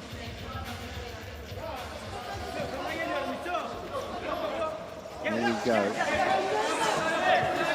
Oh, that's a very well, you've got to give full credit to Coach McClellan there. That is drawn up perfectly, the press break. Made it nice and easy for his team to get it over half court. Now they can take time off the clock with a late shot. Foul called and one! Big bucket! Gumash inside, runs off 21 seconds, takes the contact, and is able to score through it. You see this little tap on the wrist from behind. not a great foul, if you're honest. Kim Tae-il Korea's foul number 7, Kim didn't Tae-il. make a massive impact on the shot, Penalty shot for Turkey. but it does give him a chance to add another point to the tally.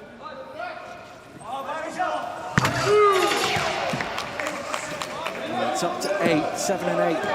It's a massive difference, certainly in terms of possession, psychologically.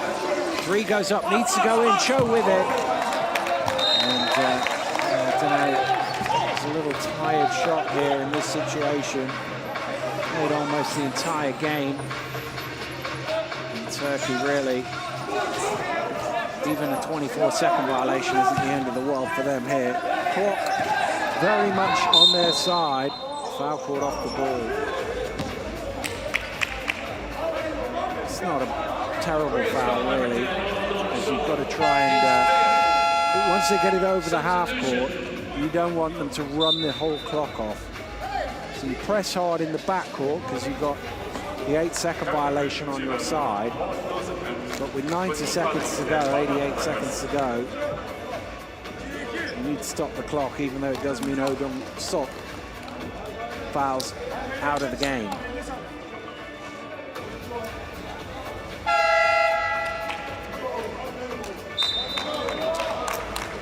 Well, that is the second foul out of the game, and that's been the story of their tournament, really, so far, foul trouble.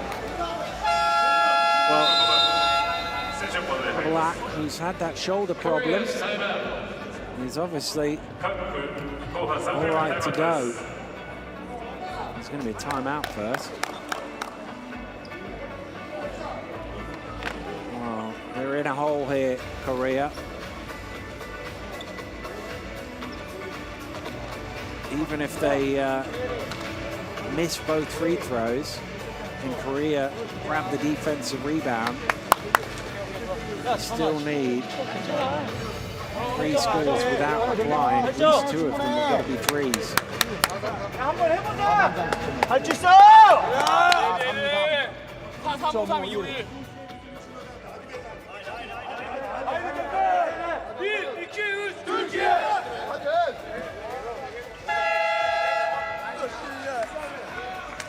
Turkey indeed.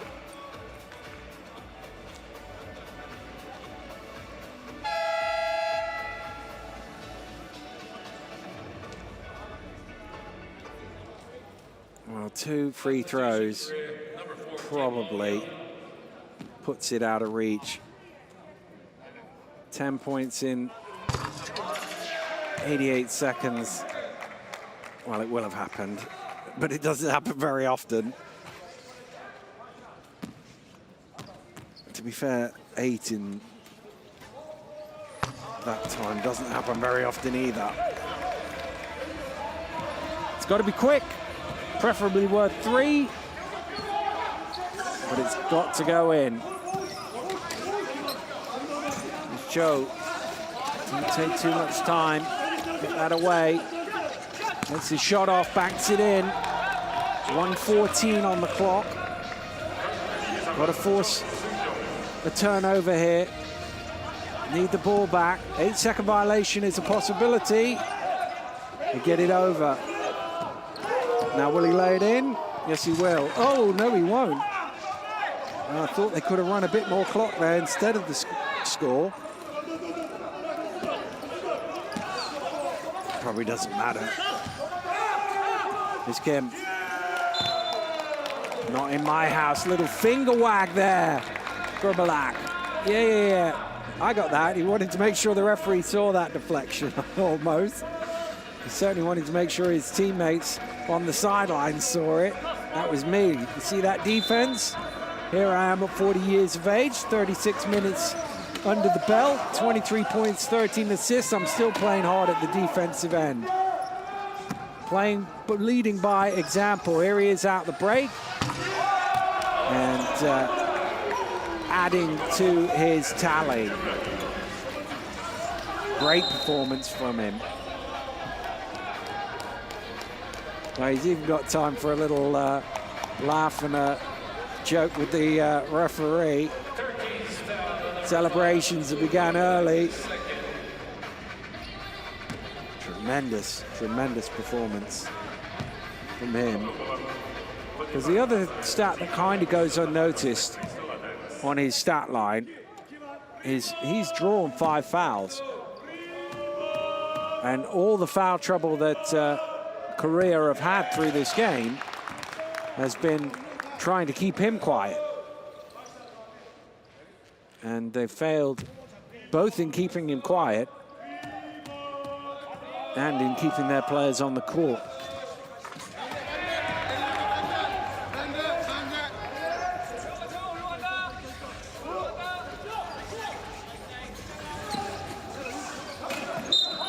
There's a foul, stop the clock from Korea's foul number 11. Kwak. Kwak Jong-seong. His first. So this is now about margin of victory. Obviously, points difference may become an issue later on in the group stages. So you want every point you can get.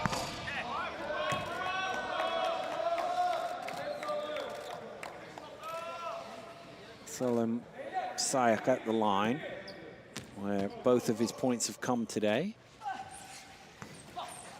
He's missed the second. Chance for one more score on the board here for Korea.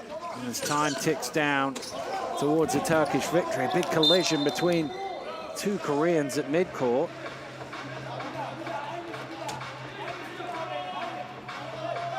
.11 on the shot clock.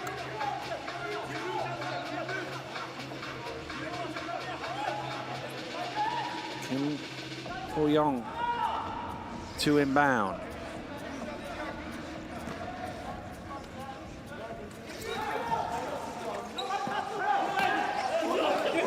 Here's Kim for 3. Oh, rattles out. Turkey with the rebound. Don't need a foul there. I think that's a frustration thing as much as anything else.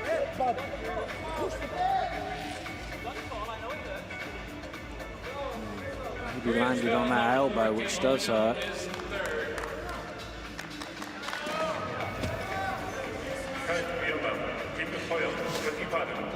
But he's a tough guy, big, strong player in the key. You can see they're all over him. Oh, he's banged his elbow on the wheel. Kim Ho-young with his 3rd foul. I really think they'd have been better off just leaving that and taking the 8 points. Well, if the free throws don't get in, I suppose you might be able to get down court and get one more score. But Korea about to drop to 0-2 in this group. Turkey 1-0 with a victory here in their opening game. Last few ticks of the clock. And it's thrown away, and that's going to be another foul. Wow.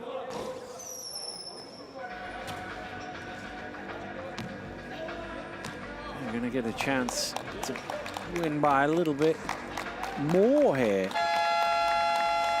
Obviously, they started with -12 in terms of the points difference Korea, and they might end up with 2 double-figure defeats.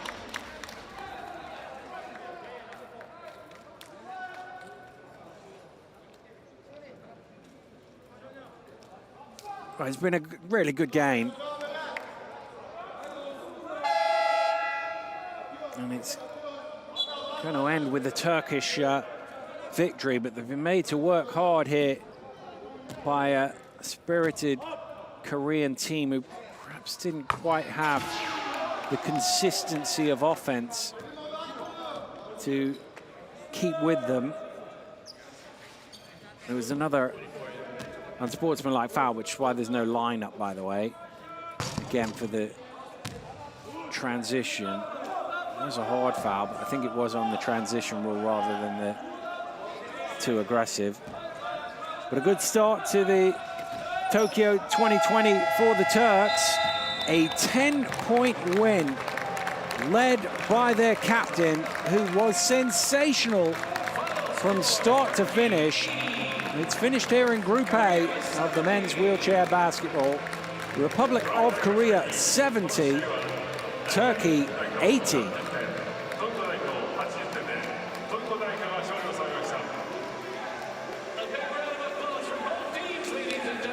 Well, high fives all around, but what a game Oscar Gobolak had. He ended up with 25 points and 13 assists, 5 rebounds to boot, 57% from the floor. He made 2 out of 3 from inside the arc. He was 12 of 18 in the end from 2-point range. Here's the numbers overall. Tough to beat a team that shoots 56% from the floor. And that really was the difference. You can see all the extra shots that Korea had, 75 shots. Now, I know there's extra free throws at the other end of the floor, but that's still 12 more shots. You get beat by 10. That shows that they're efficient and you are not so in terms of the shooting. And the Turks are up and running. And here's how it looks. Still the early stages of this tournament, but Turkey will be pleased with that. And it is Spain who lead the way with 2 from 2. Colombia and Japan still to play their opening game here at the Musashino Forest Sports Plaza. And as the Koreans head off, the Turks, with some no doubt wise words from their captain in the center circle. This is but one win.